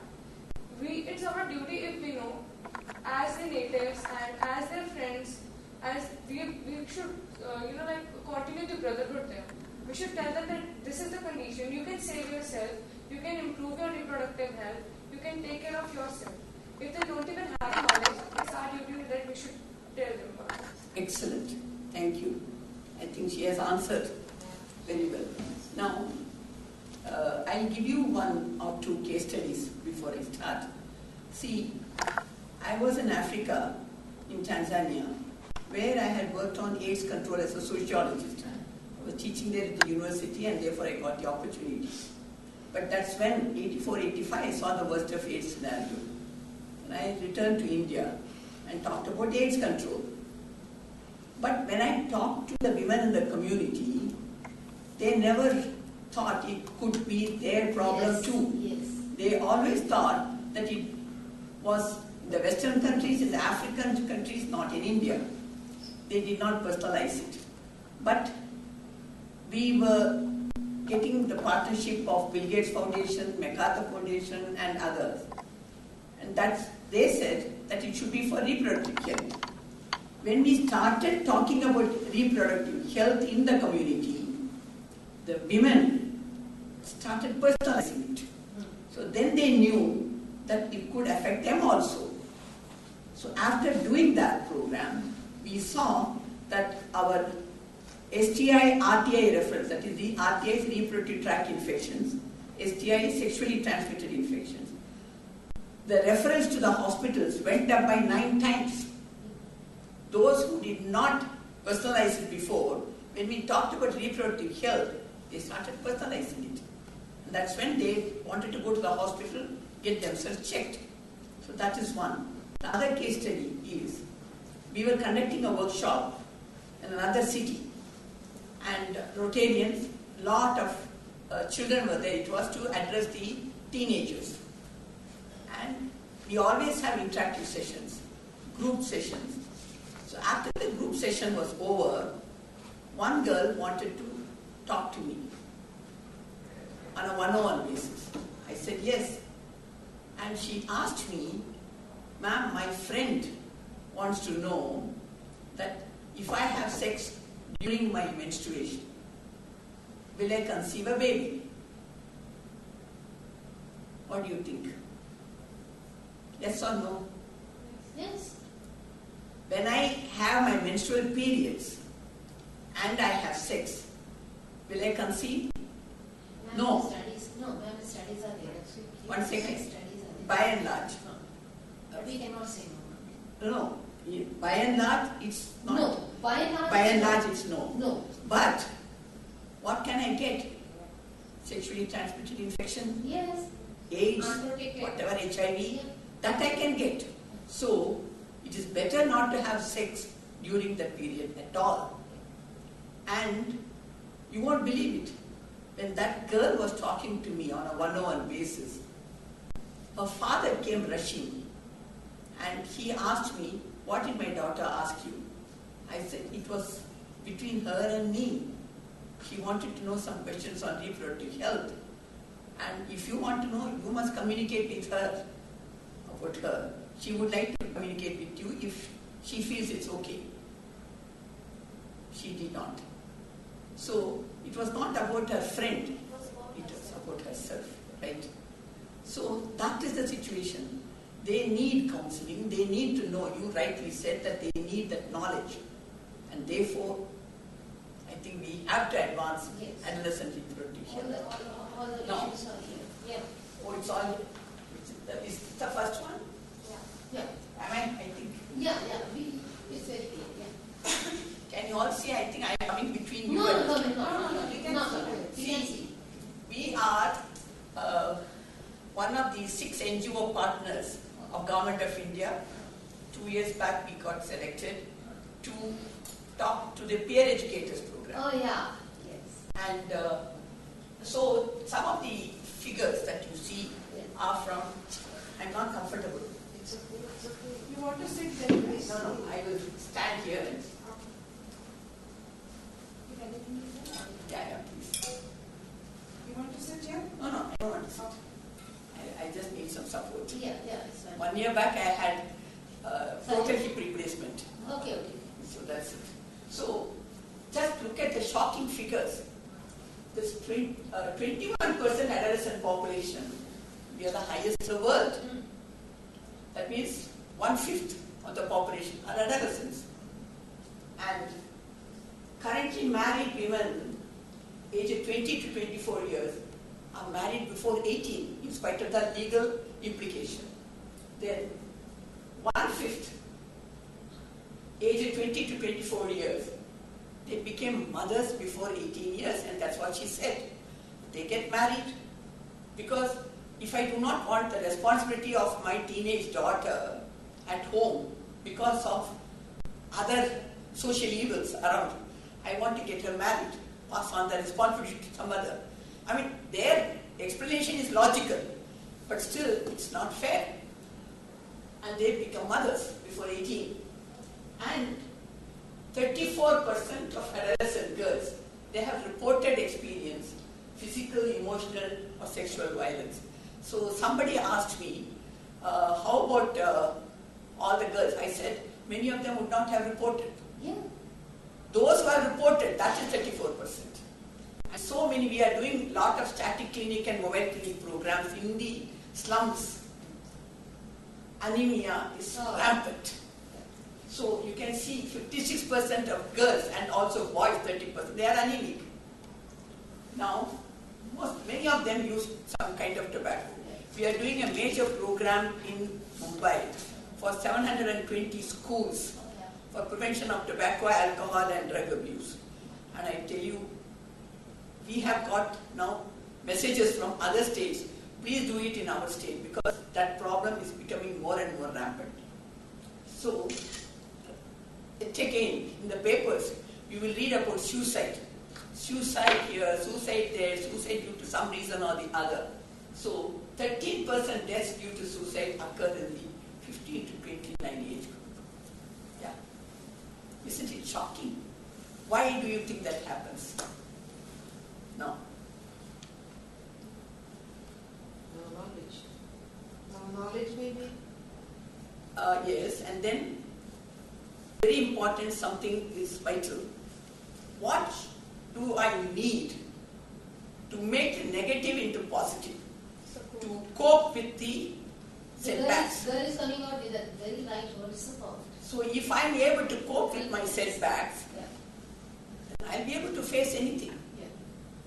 So that coping mechanism is lacking. That mental health is weak that we talk about. Next. So what are the health risks of adolescence?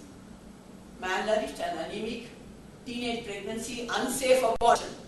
In fact, when I was delivering in one room, the next room, I heard about an unsafe abortion. Then maternal mortality, that she mentioned, ratio higher among adolescent mothers, so is infant mortality. Use, abuse of any form of tobacco, alcohol and drugs. Incidence of STIs including HIV, that's because of sexual abuse. Yes. Violence and unwanted, unsafe sexual activity, you have the infection. And lot of accidents. Yes. Because of drunken driving and all that. That is it. It's very common. Yes. And now the main reason that we come to is suffer from mental health problems. Yes. And that is because they are inadequately prepared for facing the adulthood. Why? They do not know about reproductive health. Adolescent reproductive health, why do we advance it now? Because the problems are more for them today than ever before. Next. So this is growing up, you see. We tell the teenagers, growing up is natural. Be happy that I'm growing up. We take it step by step. And what happens next?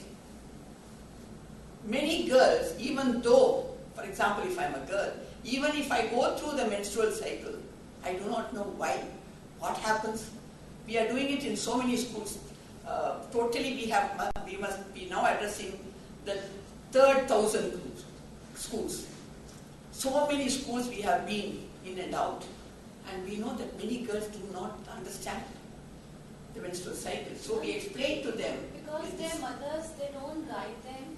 And in most of the cases, I'm an anthropologist and I've visited many tribal villages. In most of the cases, mothers, they themselves tell their daughters that it's a burden which a woman has to bear every month. The scientific reason, the biological processes through which her body has started going through, they are not aware about that. Absolutely. Absolutely. I'll tell you my own story. When I was a young girl, I was so keen on studying. And I found in some community or the other that the girls, when they attained puberty, that they were stopped from going to school. I was so shocked. And my mother was not communicating. It was a joint family. So I just kept, when I became ready to announce, I stopped it. I never said a word to anybody. I don't know how I hid it. I did it. Because I wanted to study further. I didn't have the confidence that I would be allowed to study. So I kept quiet till such time that my cousin was 10 years older than I am. She had hers and I didn't. So for her there was a function and all that. I hated that function because nobody explained to me. And I said, my God, thank God I did not tell anybody. But they started talking among themselves. That girl has, why is this girl not maturing? So they wanted to take me to a doctor. That's when I said, now I think I'll announce so. The very next week, I pretended as if I got my first menstrual break. Can you believe it? All because I wanted to study. And I got scared. They would never have stopped me from studying. But that fear was there. Yes. And I could not come out of the fear. Next. So, this here, most of the girls from the communities are not allowed to go to school once they have this garland. That means the menstrual cycle. Then they go straight for the marriage, then the baby, and she is there. Her wisdom is only from what she has observed of the family cycle, not by learning. Next. She doesn't have a balanced diet because her mother never had. The nutritive part of it was not discussed. It's the man's prerogative. What is cooked, that goes to him first. And therefore, we got this, our charts are always interactive. So we have got a balanced diet here, what is healthy to eat. And the woman also sits with them. I remember my mother never sat with us. How many mothers here would sit with the family and eat when the man is also sitting? Please put up your hand. I'm a man of my own family. Not mine. Yours also. So all your mothers ate with the whole family, with the man also? Yes, yes. Not in mine. Yes. And I'm only 79. And my mother is also 75 years old. My mom, not 75, maybe 72, 73. Many times she ate before my father. Because my father was a banker, a treasurer in Reserve Bank of India. He used to come many times. Because of the timings. Timings, my dad was very unhappy when seeing mom is waiting for him. He was like that. In Hindi he used to speak out, खाना खा लिया करो, मुझे ना ये परेशानियां नहीं पसंद आती हैं. अपना खाना तुम 7 बजे खा लो, फिर तुम कल बीमार पड़ोगी, गैस बनेगी. And where I can take because my work is so heavy. See, the girls must understand, they lose blood. Yes. They are anemic. Yes. And therefore, all the more reason that they should get absolutely balanced diet. Maybe we can consult some nutrition expert, but the girls must require what is necessary for their system. And therefore, this balanced diet is important. Next. Now, our organization is one of the few NGOs standing on our own legs. And next to us is Shivananda Yoga Center. I just saw, when we prepared the materials for the schools of Bombay and Kadalur, this chart was not there. But then I saw what happened in Coimbatore. And our Prime Minister, by chance I happened to look at him, and he said how yoga has helped alcohol problem. addiction problem. Then I said, my God, our goal is to prevent substance abuse, tobacco, alcohol and drugs among school youth. So I invited them, the yoga experts came, and they gave me these charts. And I told them, look, some of the adolescent children will start doing the exercises without a guru. So it may be counterproductive. So what do you do? They said, no ma'am, don't worry. These exercises, these 8 exercises, help in the reproductive system strengthening. Really, yeah? So I take their word, and they have given in the manual explanation for each of these yogas. I did not know that it could help the reproductive system. Don't change these. Of course, this I think this Surya sun salutation, pranayama, meditation, that is all on the one hand, it helps your strengthening the mind. But what these exercises, according to the experts there, yoga experts from Shivananda Yoga Center, they said it helps in the reproductive system of the adolescents. Next. Now, yesterday and the day before, a lot of talk on empowerment. Empowerment is a concept that we must understand what it really means. I want to tell you a case study here. My grandmother was 8 years old, and they were living in a village where her cottage and the next door was a school with a thatched partition. And this 8-year-old girl, she was going to the school, attending the school, where there were boys and girls. 8 years old, so it was allowed then. And what happened was, she was a very bright child. I wish I was half as bright. Then that master gave a problem, and he said, those girls, those students who can answer this question can give a knock on those students who cannot answer the question. This girl got the answer just like that. And the student was sitting next to her was a boy. And he did not know a thing. He didn't understand. And because the master had given that instruction, she gave a knock on the head. Then what happened? Can you imagine what happened? After school, you would have hit him, hit her. Pardon? After school, you would have hit her again. No, I wish that was the case. No. It became a big news. She was stopped from going to school. Because she had hit a boy. Yes, she hit a boy. On the instruction of teacher. But he never acknowledged after that. He didn't try to protect her. He just let it go. And this girl, you think she was put off? No. She came home, she made a hole in that thatched partition and watched every class that took place. And I tell you, one of the most enlightened, educated, empowered women that I came across. She learned really well, and so much so that she educated, because she gave so much importance for education. She educated many of the nieces, nephews, her own children, 10 children she had. And all those children and other children also. And in those days, everything, one could afford or not afford. She prepared ink at home. When I was at Harvard, they asked me an example for empowered lady. And this is what I presented. The professor was very happy. He said, yes, empowerment leads to that kind of self-education, self-knowledge. And one has to develop that to be empowered.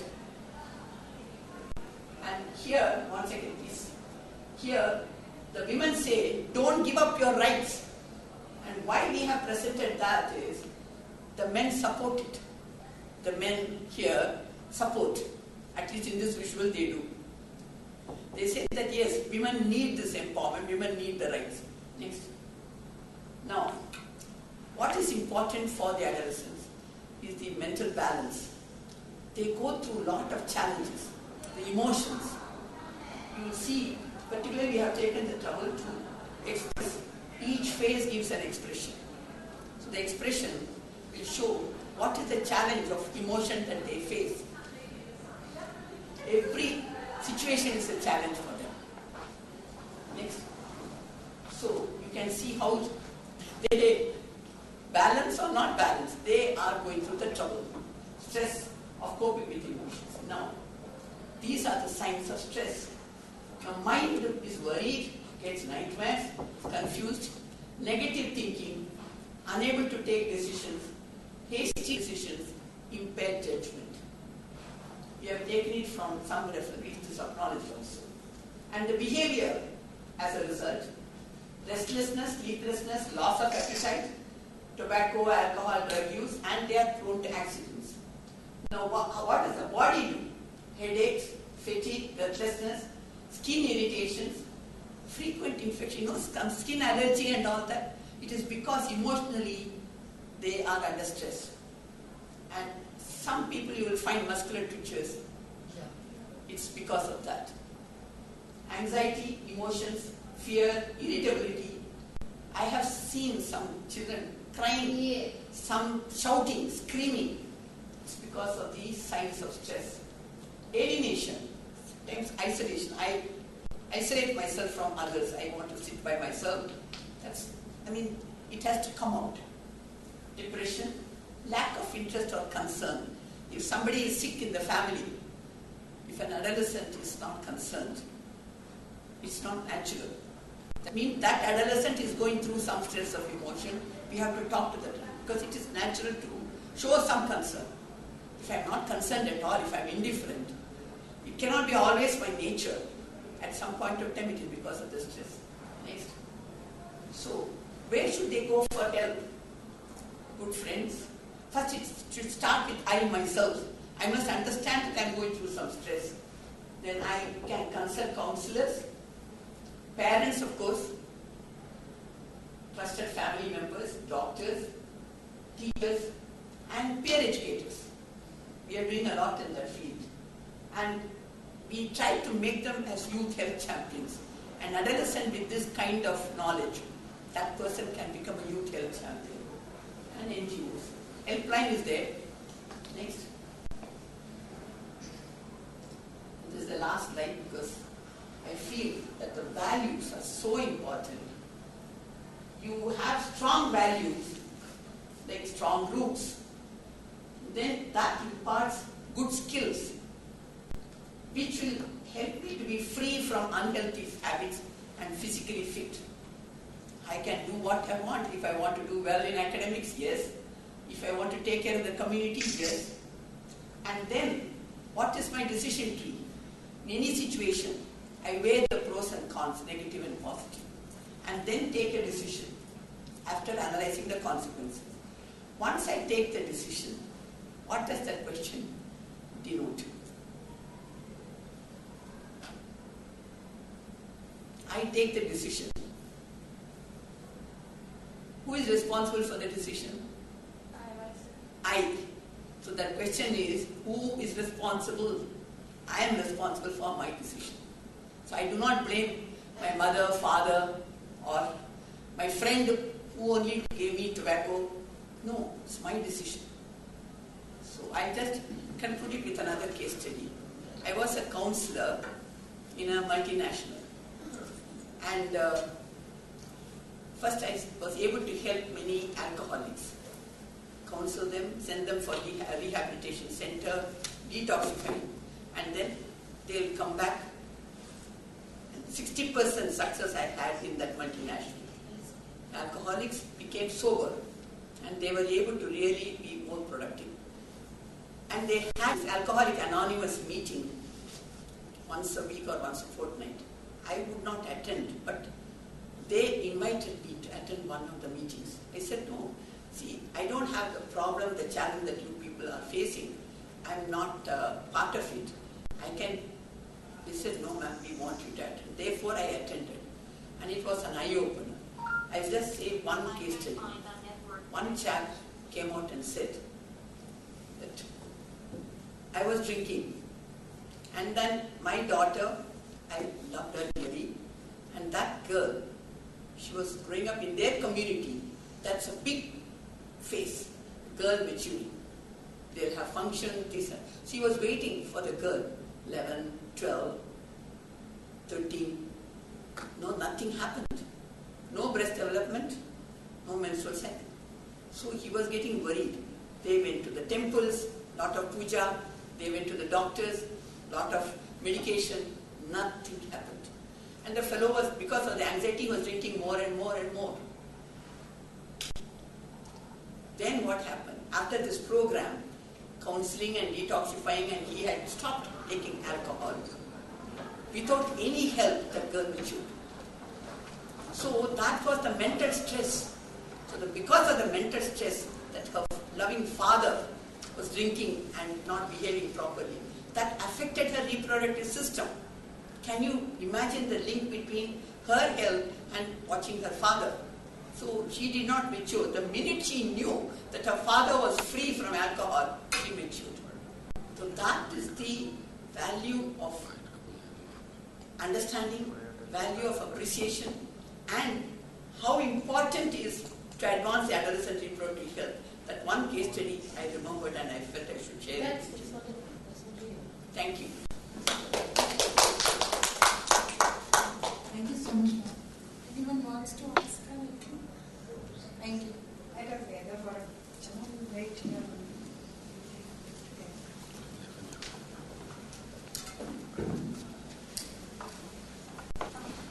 Can you take a picture? Come in the chase. Is my photo. Sure. Stand there only. You will come here. Stand there. No, I did stand.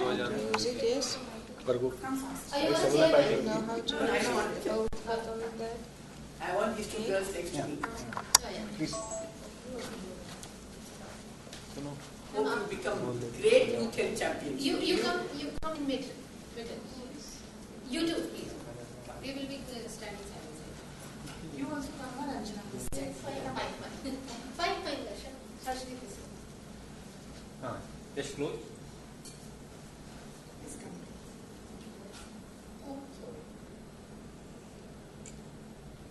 Wait. Smile. Smile. I'm just giving my photograph. Just a minute. Reproductive champions. My camera, please. I can't find a network connection. Smile, yes. Yeah. I did a course there. Were you there? Okay. And that was funny, you know. You know what I did? Please. A comparative study of empowerment, women's empowerment in the slums of Chennai, where we had worked, and in the ghettos of Boston. Very interesting experience. So, आया से बढ़ा ले इसका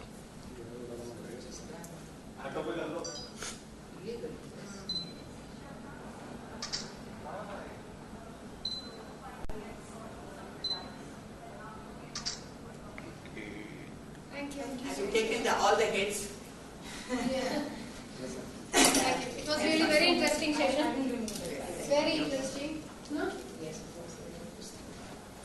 As we were discussing some of Stand by. we were correlating Abortion is not allowed in India. It is allowed. When? It is.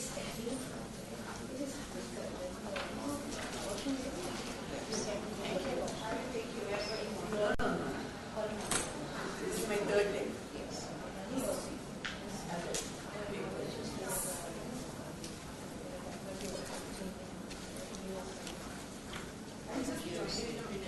I will inform on this that other speaker is here to an examination.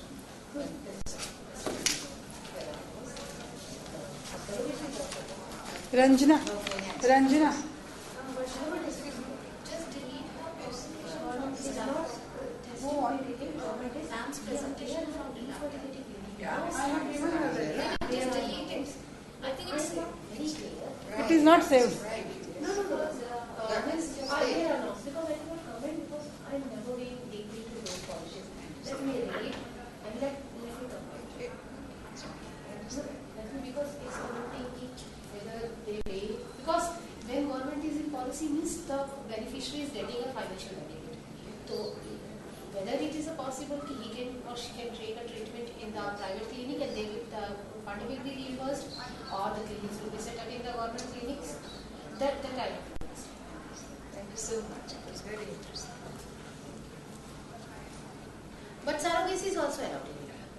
See this previous avatar and now become the chair. But they made a very tough law so Still, that it's not other used things for are the same. unprofessional and abuse of women. My name has not changed.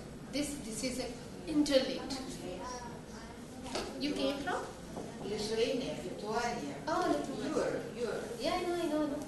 Yeah. And you worked for this long, no? Oh yes, I'm still in this association from 2004. Okay. Because we are a Catholic country. Yes. You know, religion.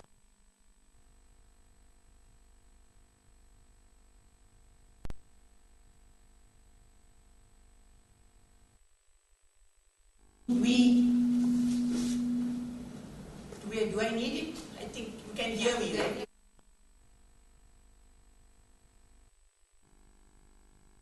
Do you know Tamil? If you want to work with the lower administrator, if you know that language, you will get you.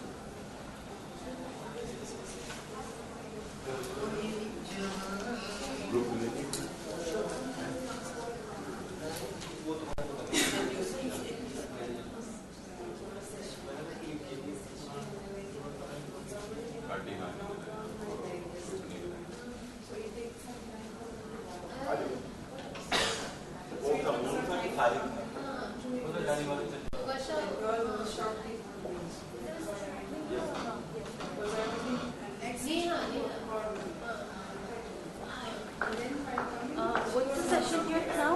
At 11? No, I didn't start now. Oh, okay, so you have, it's the previous session. You informed me, I just came. You want? No, that is not.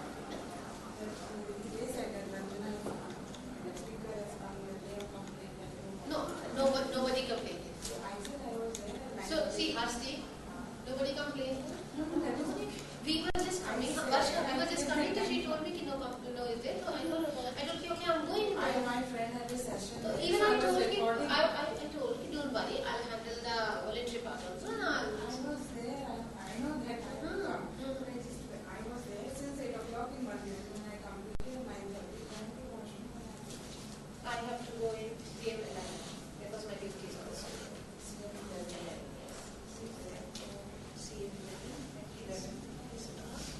Startup journey of okay, found on Google, no? Yeah. No? I was like,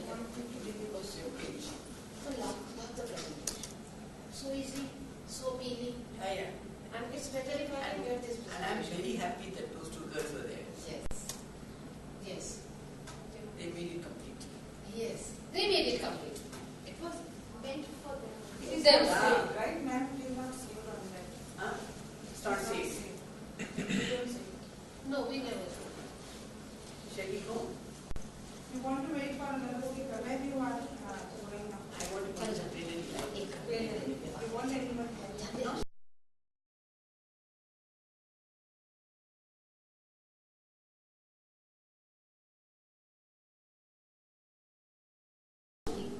I just asked something. Ranjana, you are going to 11, na? 11. So you take ma'am along with you and she will go from there in a lift. Yeah, I'll go with it. Because next to 11 number there is a lift. No, I go to turn right. Session or is she going That's for a lift there. Ma'am, there you are going. Are you going for listening or you Plenary. You have a session there? No. Because the 11 o'clock session has been moved to 12 for the speakers, that's why I thought I was... Well, there's nothing there now. No, I'm sure there is something, but the session that was supposed to be at 11 is at 12. Yeah. Plenary. Plenary. Oh, yeah. So I thought if you're going to speak, I'll tell you. So that not. Thank you. What's the name, please? Rukaya. Rukaya. From which nation? I'm from UAE. I live in UAE. Yeah. Thank you. You have a session over here? No. Don't worry. It's supposed to be a session here too. I'm here. But I think there is nothing going on. I'm going to see. Tamil Nadu. There's a session. There's a session. There's a session. I'm volunteering there. What's going on in Rajasthan? Here I was speaking up. But now I'll go to the volunteering thing. Yes.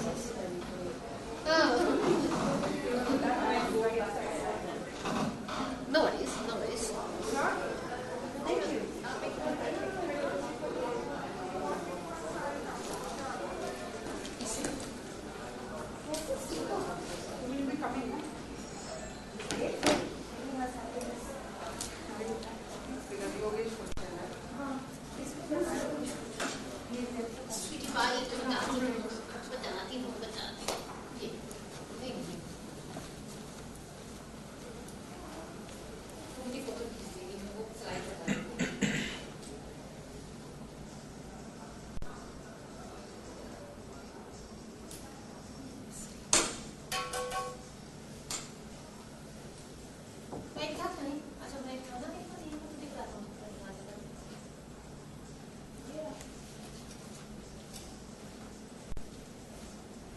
we doing pretend pictures? I'll give you my phone.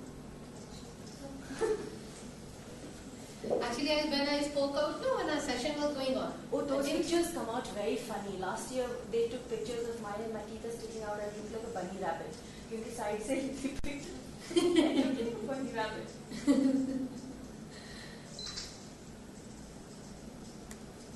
Yes, acting. Yes, in action. Yeah, in action. In talk. Yes, In process. In conversation. Yes, tell us more. We're listening. Yeah. Exciting. Because that time she not clicked my photograph. My body not clicked my photograph. I'm so happy. She's doing it right now. Yes. Oh yeah. These are actually a social media photographs. Yeah, that's what we need them for. Thank you, darling. I'm so happy that you did so much favor to me. I'm really, really, very thankful. I have to move to CM11, otherwise Miss Meha will get lost.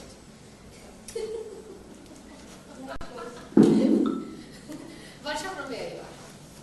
I'm from Mumbai. I didn't spoke out anything. I'm not like that. No.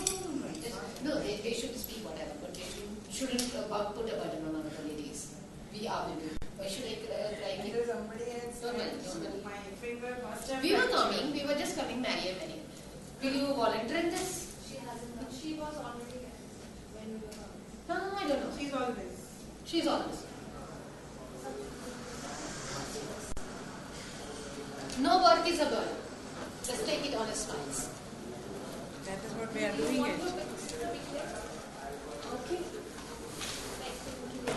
ये ले लो. आओ CM 11 ले लो. मैं पहुंच जाऊँ 5 minute पहले. है ना? CM 11. वर्षा जाते हैं फिर मिलते हैं हम लोग, ठीक है? Sure, we'll catch up. You wait for this Yogesh Kochhar. हाँ. No, I have session there, no? Yeah, I'm telling you. Yes. You keep camera with you. Dear, you keep camera with you, है ना? तो कैसे करते हैं? उधर से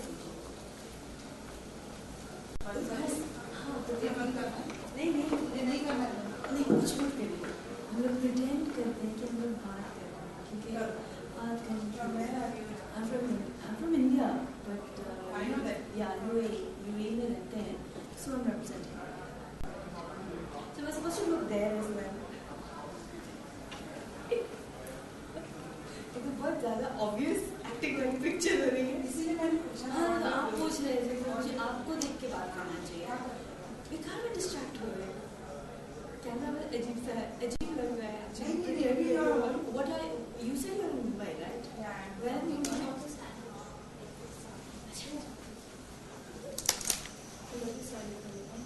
Why am I holding this?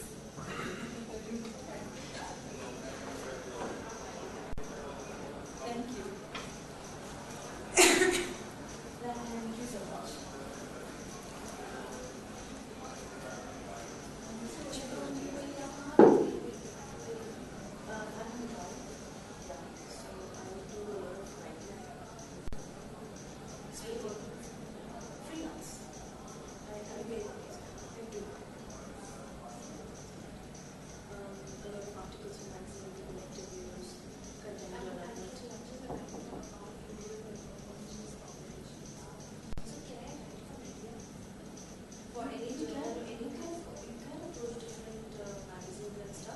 But if it's online, a lot of it is expected to come for free. You know, like it begins to somehow the way of the Yeah, please come. Yogesh Kochhar, please come. We are waiting for you. Are you the volunteer? Yeah. Are you the only listener? Nobody wants to understand These two girls technology? are there and I'm there. Wonderful. I'm here. Good to see you. Yeah, sure. Actually, that's kind of. Hi. Are you going to listen to me? I'm a boring guy. I was talking about that. Yeah, that's right. I don't know whether You got time for me. I feel so sad. no, it's not about you. Nobody has time for happiness and technology. There you go. Exactly. That's the thing. Because the list doesn't say the speaker, it just says the topic. So Yeah. somebody has to have I would rather be connected with my Facebook page, which is Arcade Rights. So let's start the session, I think. Yeah, please. Why don't you join us? Shall we wait for about 5 minutes because the session Sure. is Sure, we will wait for 5 minutes. Arcade Rights. R-A-T-S.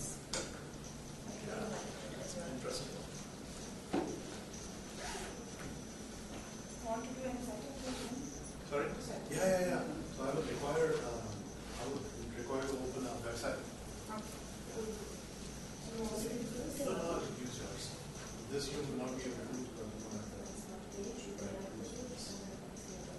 This website goes?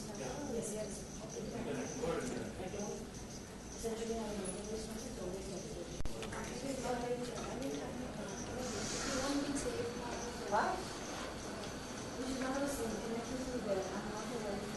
Hi. Hello. How are you, man? Good. Good to see you. Good to see you too.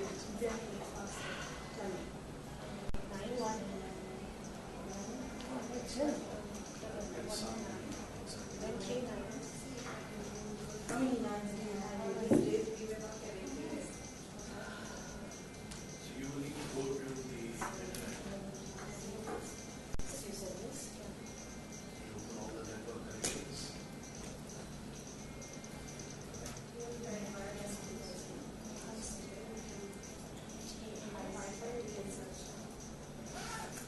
No, this is wireless devices. You have to get something from outside. Just minimize the difference. Minimize the difference.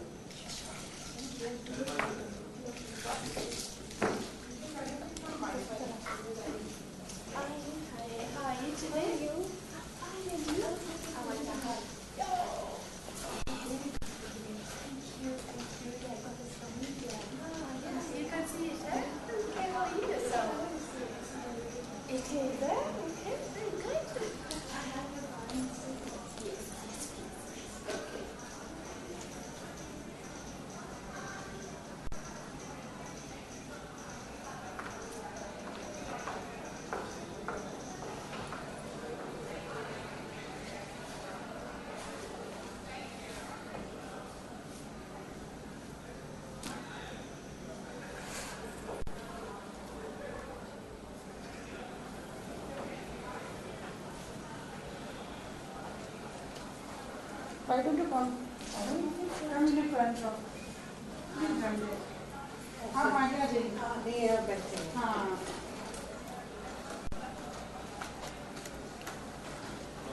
Let I wanted to continue. I'm actually not familiar with. Yeah, that is why I also You called. want you need to connect to the internet.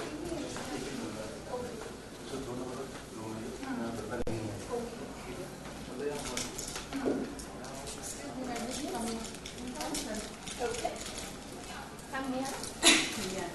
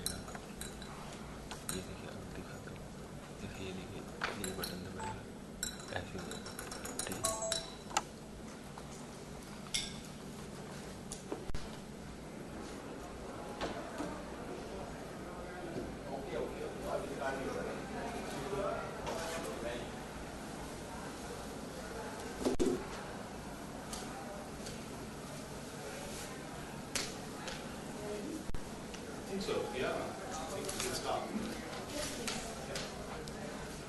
Stage is all yours. So I'll keep, can I have this lifter and put up here so that I can operate it here better?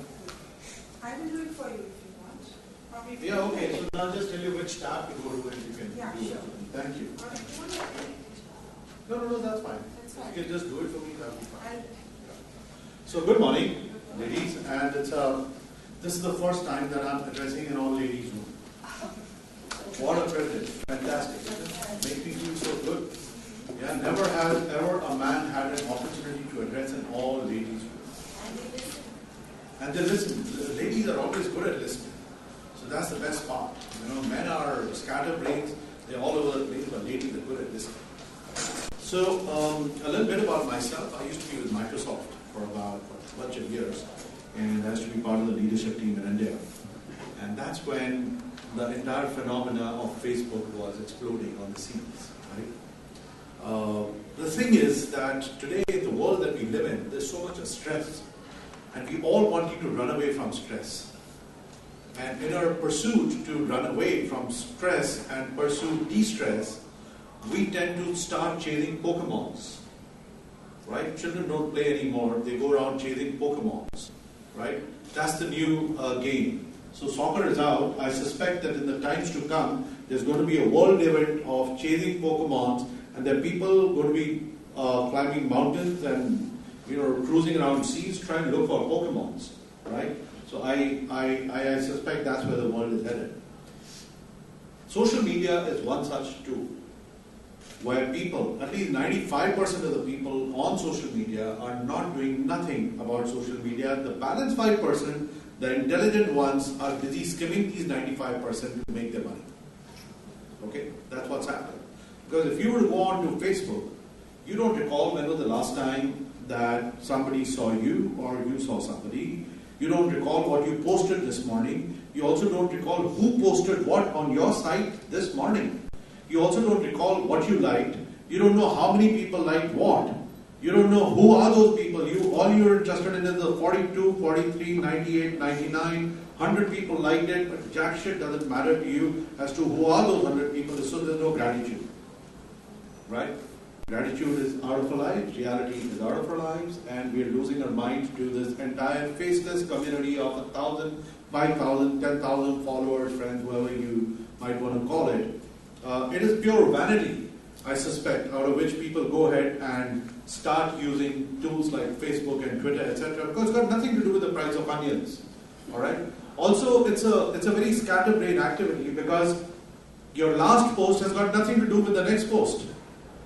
Gone are the days when Charlie Chaplin would stand in one place and the camera would sort of pan in on him, and for the next 30 minutes he would go ahead and act, and the camera would stay in one place, and that used to be captured.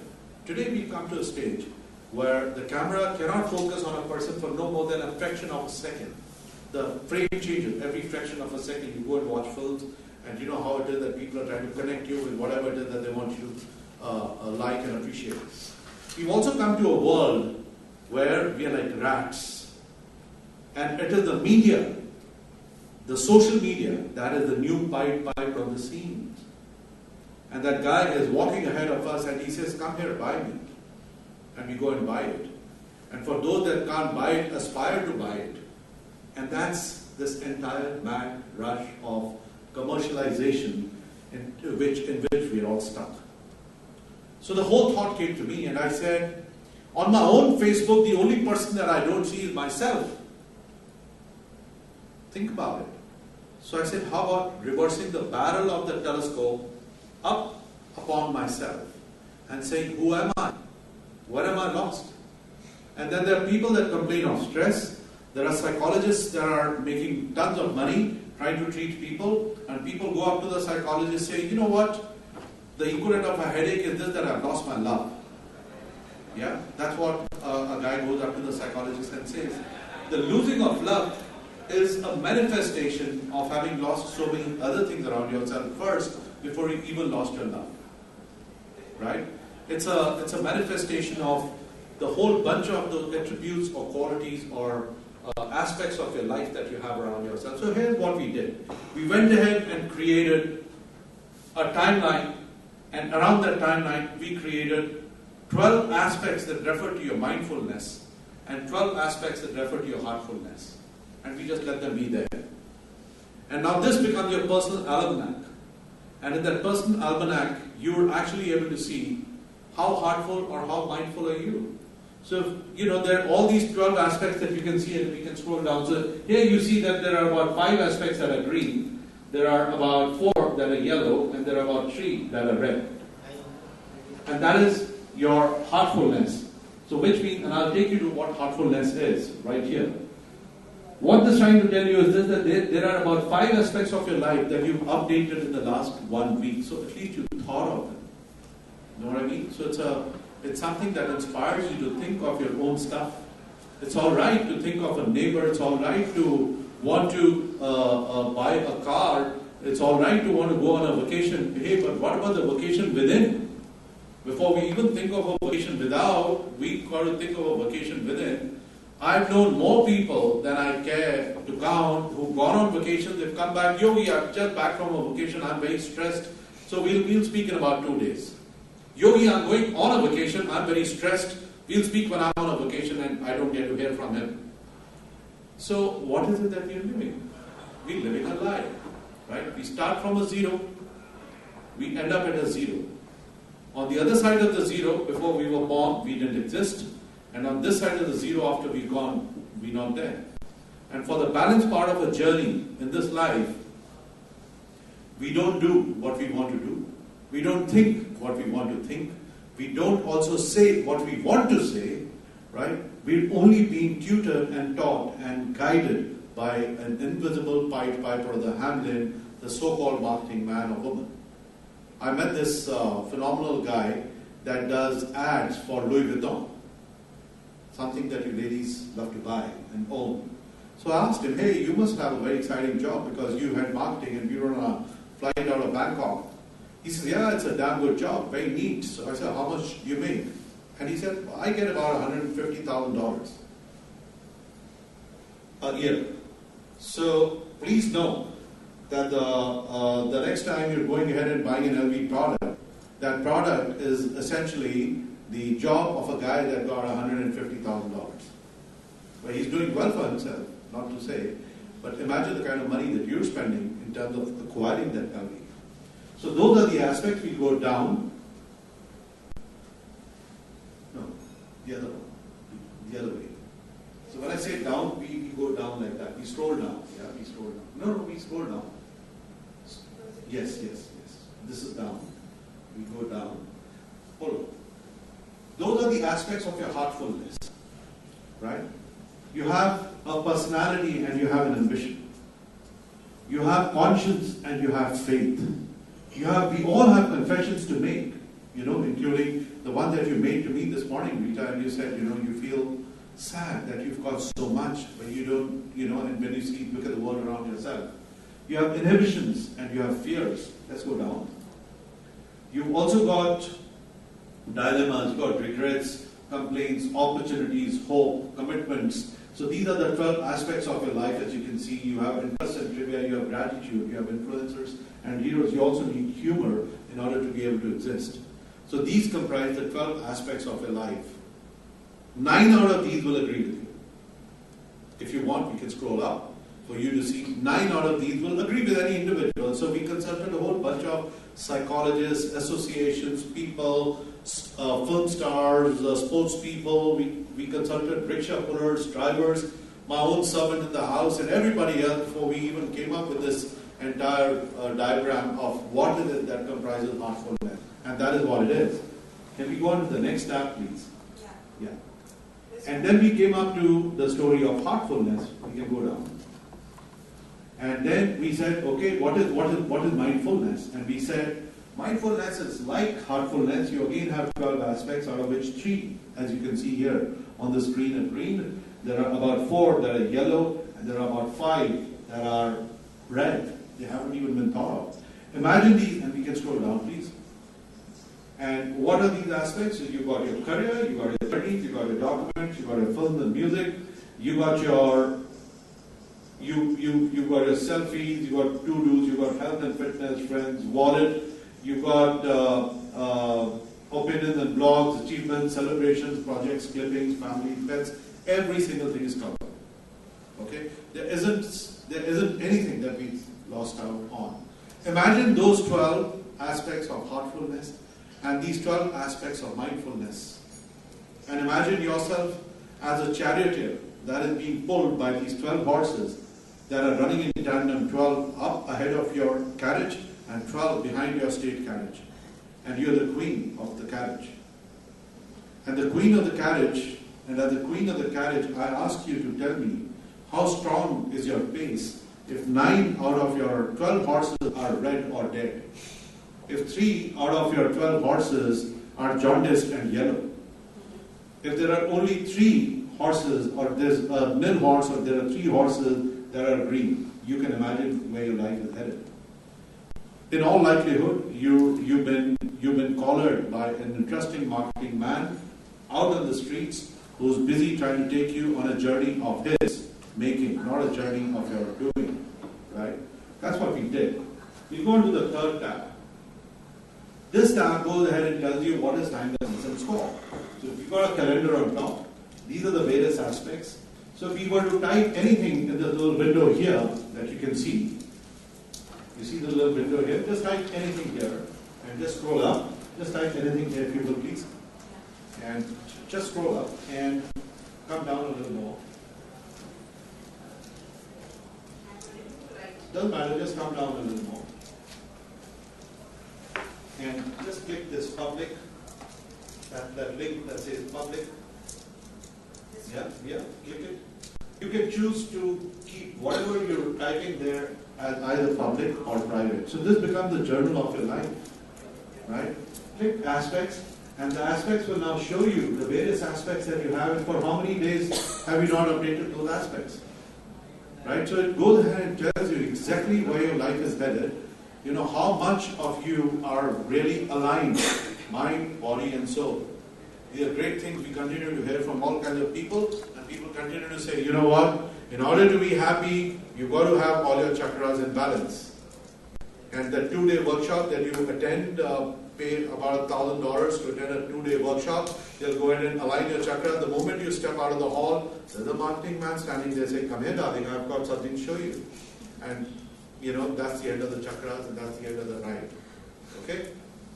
So this is something that you must carry with yourself. I suppose if you were to carry it with yourself, there's a very, very good chance that you will become impervious then to the call of the marketing man or the woman.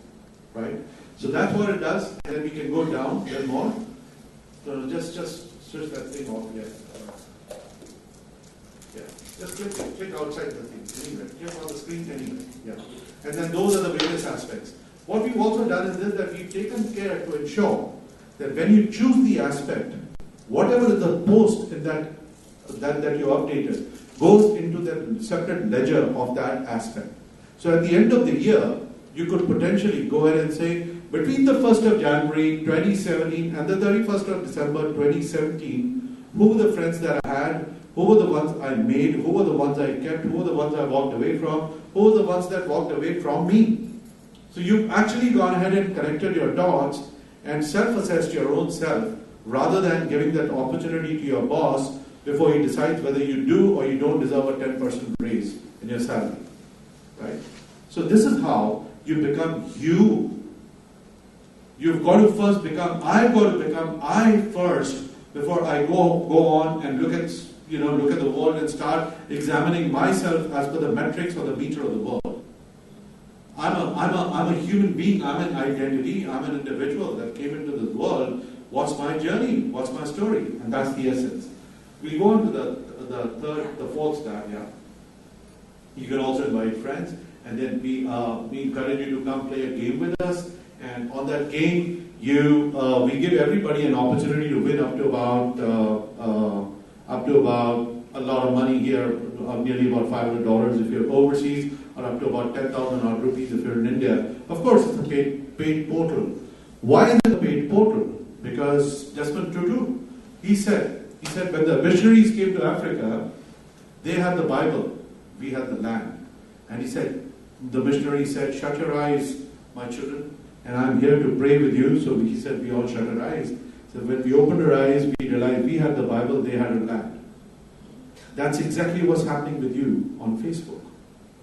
If you guys think that the real estate of your mind is for free, go ahead, pawn it, give it to Facebook. That guy's bank balance is rocking at about 500 billion. What about you? So it's at that point that I leave you provoked and thinking in terms of where is it that you are and where is it that you need to go. Right? Thank you very much. I think that more or less sums up the entire thing of how is it that we create mindfulness. So there are essentially about 12 ledgers of heartfulness. There are 12 ledgers of mindfulness that you can talk to yourself. So you don't need 12 friends or 12 movies or 12 film stars or 12 cars or 12 homes. No. Just talk to yourself. How about that? Right? So that, as I said, thank you very much. Thank you very much, everybody. Any questions? Could you take any questions? What is the title of this talk? So, so I think I lost out on the most important aspect. Can we go on to the third tab, please? Was this talk about happiness? Yes, I'll come back to that. So, no, the second one, please. Second one. Yeah. Go on, right on top. Right on top. Right on top. Yeah. Right. Now you see these two clappers? Yes. That's the code, and I missed out on the code. Sorry. The code says that if you want to take your mouse over these two bars, you know, the running bars, the two bars on top, just take your mouse over those two bars. There'll be a sticker that will come up. Yeah, just take it across it's not coming up, there's some issue here. But, you know, there's a sticker that comes up, says, hey, what's your forecast for today? So that's the top bar. The bottom bar says, how was your yesterday? So if I were to ask you, how was your yesterday? Give me an answer. Was it red, green, or yellow? Give me an answer. How was your yesterday? My yesterday was definitely green. Okay. So when you said green, what were the things that came to your mind uppermost? Your brain processed that information like a jiffy. What were the things that came uppermost to your mind when you said green? What had happened and it became green? I was updated on my relationships. I was updated on what I want to do career-wise, what I want to do to grow myself personally, spiritually. So pretty much balanced and in flow. Okay, good. So, 9 out of 10 people that I've run this as an exercise across schools and colleges and universities. When you go across to the student and say, hey, how was your yesterday? Give me an answer in terms of green, red, or yellow. They give you a green, red, and a yellow, and they say, if it's a green, well, I had a great time with my friends. Right? And they finish at that. I'm going to go out for a film this evening. Great, good. That's the end of the story. And they can't think beyond those 2 or 3 things. They can't. So what happens is this, that go on to the fourth tab, on the fourth tab, please. Yeah. The fifth one. Yeah. And just go on to the timelines and score link. So what happens here is this, that, and now select, yeah. Do you see that? Did you see that? Yeah, just take the mouse up. Yeah. Did you see the sticker come up? Yeah. Just take it up somewhere around, yeah. So you've already selected. So that line actually, the top bar says, what's your forecast for today? And the bottom bar says, how was your yesterday? There are stickers that come up that are not showing up just now here for some strange reason. But I've now gone ahead and selected a green as my forecast for today, and I selected a yellow as my yesterday. But I forgot that yesterday when I selected, my forecast for the day was green. But today when I came to today and I looked at my yesterday, it suddenly became yellow. Now go all the way down. All the way down. You know, there's something wrong with this entire thing here. It's not displayed correctly. You see the circle. That circle tells you the green and black circle, which is right in that image just now. Go down, please. This green and black circle, it tells you how's my real yesterday? It was great because I did not select anything. I didn't even look at my yesterday.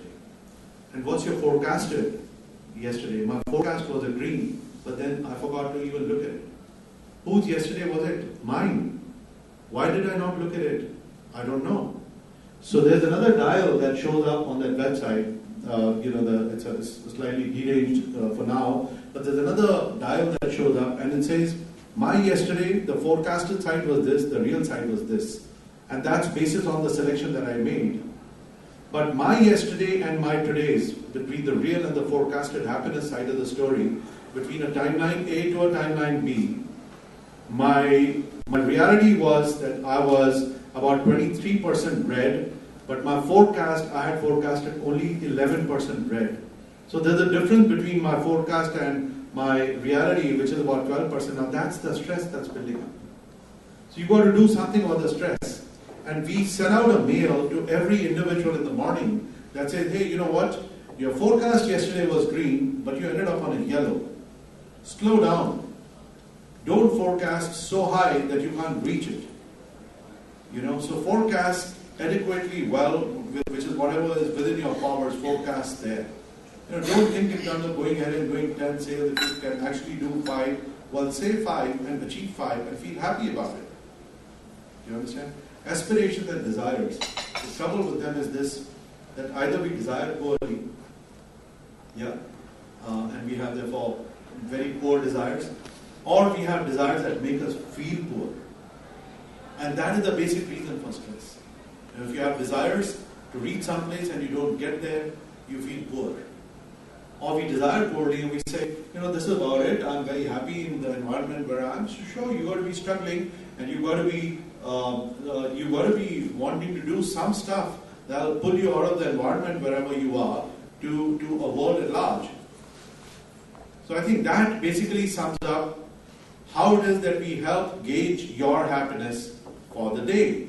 And because the 12 aspects on your heartfulness and the 12 aspects on your mindfulness are either red, green or yellow, and therefore you're able to assess how accurate or how inaccurate is your prediction with respect to whatever it is that you... Because you know how it is, human beings, we just go on, step beyond a step, beyond a step, beyond a step, beyond a step, and we don't look back. So it's a very trick situation where we don't tell you what you forecasted yesterday, but we ask you this morning, how was your yesterday? And you end up saying a yellow. And why yellow? Because now you're mindful of the aspects here that are mindful, and you're mindful of the aspects here that are heartful. And those aspects are continuing to show themselves up to you, and they continue to say, hey, it's all right for you to take a shot at the Louis Vuitton hoarding or whatever. Okay, but what about me? I'm your conscience. And it says, hey, it's good for you to imagine that you want to own a Maserati, but what about me? And I'm your ambition too, So that's how we sort of go ahead and engage and gauge each person. That's what the website is all about. The website is called lifeforlife.com/yogi. And that would be my website. You could subscribe to it and you could call it www.lifeforlife.com/Rita, and that becomes your website. So it becomes like a journal of your life, other than for the fact that it's also capturing your happiness. So that's the cherry on the cake. Right. Thank you. I think with that I come to the close. Thank you, Yogesh. It was really eye-opener for all of us. Thank you so much. Thank you. Anyone have any question here? No? Thank you. Can you tell a little bit about the technology behind? I mean, can I use it on my Apple? Like my machine on the table, or with my mobile, or yes, you can use it. You can use it. So essentially, it's been sort of it's a responsive thing. I don't know why the dial didn't show up properly, and I have to speak to the office. Maybe they're doing some stuff because it's still evolving. But hopefully, we are in the last week or the last 2 weeks of its evolution before we are done. Okay. It's an app on Android, and it works beautifully on Android. Yes. Exactly the same kind of dials. The picture posters that you saw there continue to get replaced with your own images. So you become the hero or the heroine of your own ambition, your conscience, your all the various aspects of your life. So here you You come to a Facebook of your own life. This is your personal digital real estate, right? So it's an Android app. It's available on Internet Explorer. It's available on a Google browser. We still have issues with Firefox at the moment that we're trying to resolve. And Safari, by all means, you could go ahead and try. On the iOS app is still underway, and it's gotten sort of caught up in some glitches. Hopefully, it should be up in about 3 or 4 weeks. That's the time that when we're absolutely ready to come and talk to you and fill in. Is there a subscription fee? Is it like monthly fee? So, we've done 2 things. Yes. It's very easy for us to make it free. Because if we made it free, people want it. Even if we get some 10,000 subscribers, we can start rolling in revenue, advertising it. But, consciously, I took a conscious call of my own, and I said, am I going to sell the mind share of my user away to an advertiser? Because this is all that I stand up against. I'm not in support of that Pied Piper. Do I want to invite a Pied Piper and give it to you for free? For sure. If I can't do it, if I can't sell it enough, then I will have to invite a Pied Piper to say, come in and help me. Right? Because we've become so used to using free things, not realizing that your brain is like an attic, and you can stack it up with furniture as is useful for the maintenance of that attic. And a point in time comes when for every additional piece of furniture in that brain, there's something else that's going out. Unfortunately, 32% of your brain is already wired to Facebook. So you're already sort of, you've lost about 32% of your mind. And there's just about 68% which belongs to you. Which also, by the way, is something that people are going to take away. So I need to know, will you permit me to take away 5, 7, 10% of your brain? I'm very happy to give it to you for free. So it's on Android, and it's an app. It's on Internet Explorer, it's on Safari browser. It's also on Google browser. Please use it on your Apple machine. The app will be up shortly. Does that answer your question? And I'm very excited at the opportunity of doing work in Finland with you and with your support, taking it across to the students. Because the students are the ones that need to start looking inward. This entire challenge, and I'd like to point out a study to you. Actually, now, as we speak, I just know who you need to. I put you into contact with somebody who is in that field. Yeah. So, yeah. Because I really like the idea that it's the Facebook inwards. And as I said earlier, people speak a lot about mindfulness and stuff. I dare to say that most of the people don't even get the meaning of the word. Absolutely. Because there are no tools. It's too abstract. This makes it precise. This makes it concrete. Absolutely. And this is what people, at least in West, in my country, they need practical things because they are practical minds. Abstract stuff goes like, they think, oh, it's beautiful, he speaks about mindfulness, what it is, you sit and meditate, but what is meditation, what am I supposed to do? They freak out immediately. This gives tools, as I said. And all it takes is about 3 minutes of work every day. Yeah. Even if you've thought about just updating how was it yesterday and your forecast for today, you're mindful that there are so many aspects here that are red and there are so many here that are red. You'd at least give it a shot and to say, okay, I'm green. I make a note now, and when I go home, I put you together with a lady called Bella Rautiainen. Okay. She will get it immediately. This is also, this is not an easy thing to cognize for an 3D practical mind. You think that, again, one of these tools I have to fill out, I have to fill in, I have to follow. People use a lot these sports tracking things. They measure their pulse, they measure their calories, they measure their sleep. This is what people are crazy about. They measure themselves, biometrics. Yeah. But this is the tool to measure your mind. Yeah. Incidentally, and you might want to know, so we got an aspect called health and fitness. We got an aspect called health and fitness. We could integrate your Fitbit into this. So I'll tell you exactly how many steps have we taken.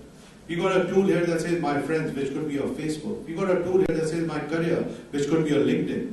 We got a whole bunch of tools. We got a tool here that says my selfies and to-dos. So that's your Pinterest. You know what I mean? So there are a whole bunch of those other things that we put together. So it becomes the mother of all apps, rather than having 24 different apps, which I can assure each one of us we have those 24 apps. We got a travel app, so it says my journey. We could integrate the travel app into this, and so on. So there's a whole bunch of stuff that we can do around this, subject to however, So I'd be very happy to speak to you, and I would be honored and would feel blessed if I got an opportunity. Yeah, I made a remark, and actually there is an Indian woman living in Finland into this thing. Yeah? So there you go. Was that an Indian woman that you No, this is not, but there is another. So there are several. Okay. You're going to get a bunch of ladies. Wonderful, wonderful. I'd be very happy to speak to you and maybe come visit you. Yes. Thank you. Thank you so much. Thank you so much. Please come for a picture. Excuse me. I have to run. Sorry. One sec. Please come. If it's not 10, I mean, promise it's not 10. Come, girls. Please come. Can you go? No. Ma'am, please come.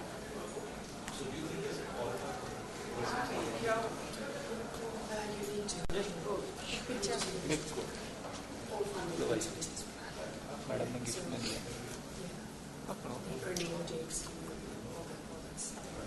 Recording बंद करो मैं जा रहा हूँ आगे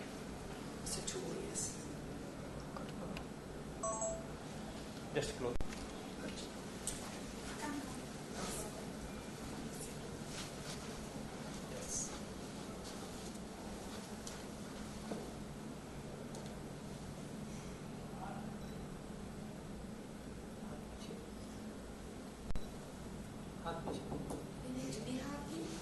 Yes. It was about happiness.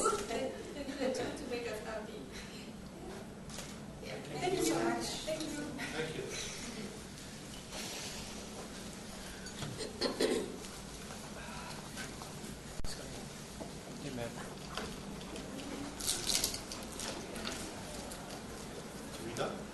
It's a wonderful session. I have not come across some of this. I will definitely check your website. Sure. Ma'am next next देखते हैं अभी नहीं होगा 12 बजे में आते हैं तो नहीं होता है सेशन नहीं 11:45 का नहीं होगा सेशन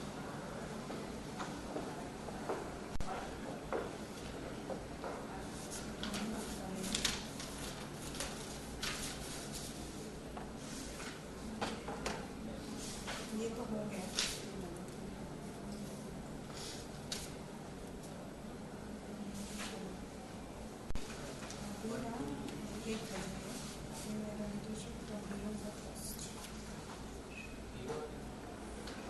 नहीं ये सब्जेक्ट बोला मैंने नाम ये है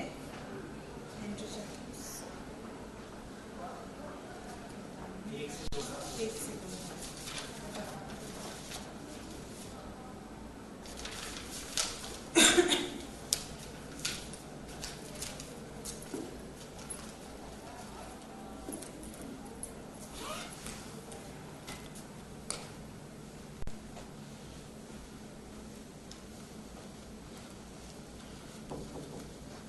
ये सब चालू ही रहता है सब सिस्टम बंद नहीं करता है कोई होटल में सब चालू ही है इलेक्ट्रिसिटी का सब चालू करके रख जाते हैं एक्चुअली क्या होता है ना वो पता नहीं होता कब कितने बजे टाइम चालू हो जाए कभी कभी ये होता है कि जल्दी चालू कर रहे हैं खत्म कर देते हैं फटाक से जल्दी से खत्म कर देते हैं कोई वो है नहीं अब क्या है कि मान लो कि अभी पिछले उसने पहला सेशन हमारा 8:30 की जगह पे हुआ शुरू 9 बजे और 9:45 मैं छोड़ के आई वो सेशन मैं वही कह रहा हूँ वो आप बातें कर रहे हैं आराम से सेशन का टाइम वही अब 3 नंबर में 4 नंबर में पिछले उसमें सेशन था लेकिन कोई नहीं आया मैं यहाँ आई उसके पहले मैं सेशन अटेंड कर रही थी रिकॉर्डिंग कर रही थी तो मैंने कहा किसी और को दे दूँ मुझे जाना है इसी करके मुझे यहाँ आने को लेकर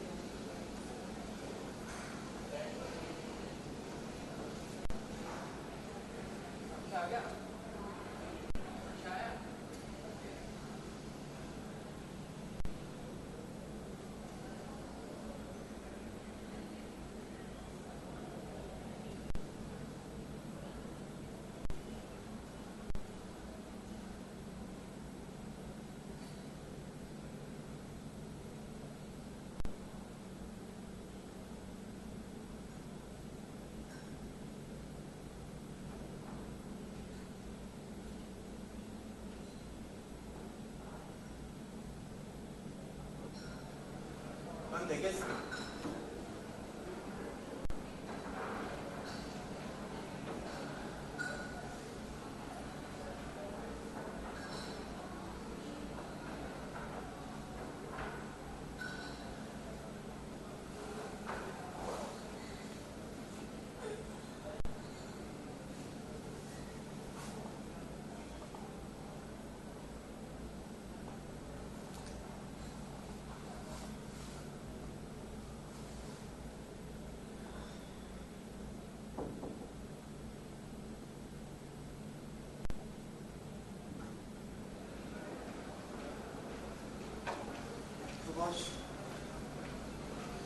कौन सा लग रहा है एकदम?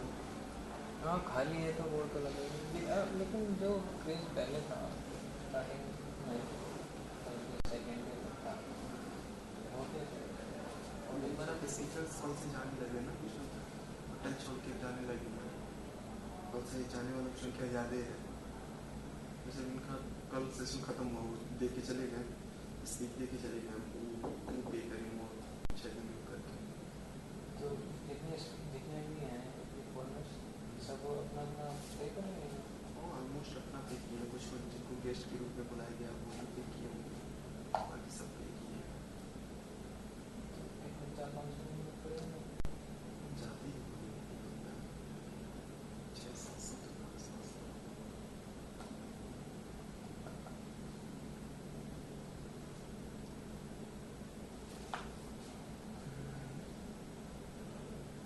पानी भी नहीं कैसे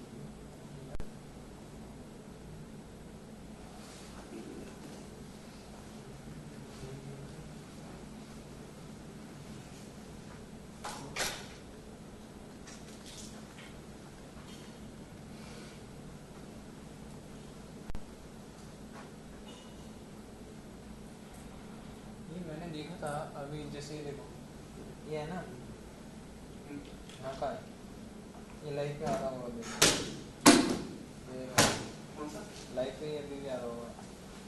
कौन से रूम पर? अपने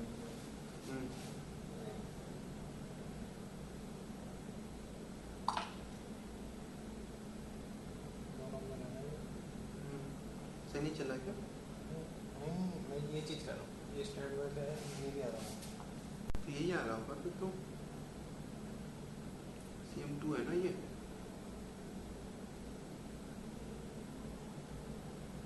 तो वही तो मैं कह रहा हूँ, क्यों आ रहा है, जरूरत क्या है इसकी? चल रहा है ना। अगर ये कटिंग कौन करता है? नहीं लिंक बनता है 3 घंटे के लिए बनता है एक बार में, कोई इशू नहीं है, चलने दो ठीक है। ऐसे चलने दो, ये रिकॉर्ड अपलोड नहीं हो रहा है। अच्छा ये यूट्यूब पे बस चल रहा है। अपलोड तो आप बाद में कर अब जो आप करके दे रहे हो ना उसको अपलोडिंग शुरू कर दी है, तो 2 दिन की अपलोडिंग पूरी हो गई है यूट्यूब पे। तो जैसे हमने रिकॉर्ड करा उसमें कई बार होता है, जैसे आप अपलोड करके देंगे सेम वही वाइजिब कॉपी हो जाएगा वहाँ पे, वैसे ही सीधे चला जाएगा, कोई एडिटिंग हमारी साइड से नहीं होती। खत्म हो गया, खत्म हो गया।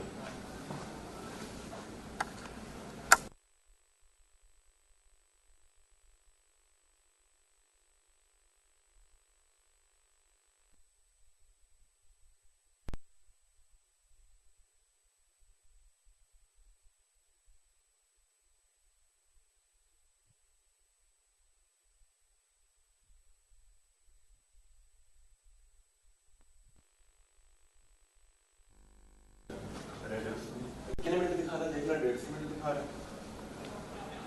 हाँ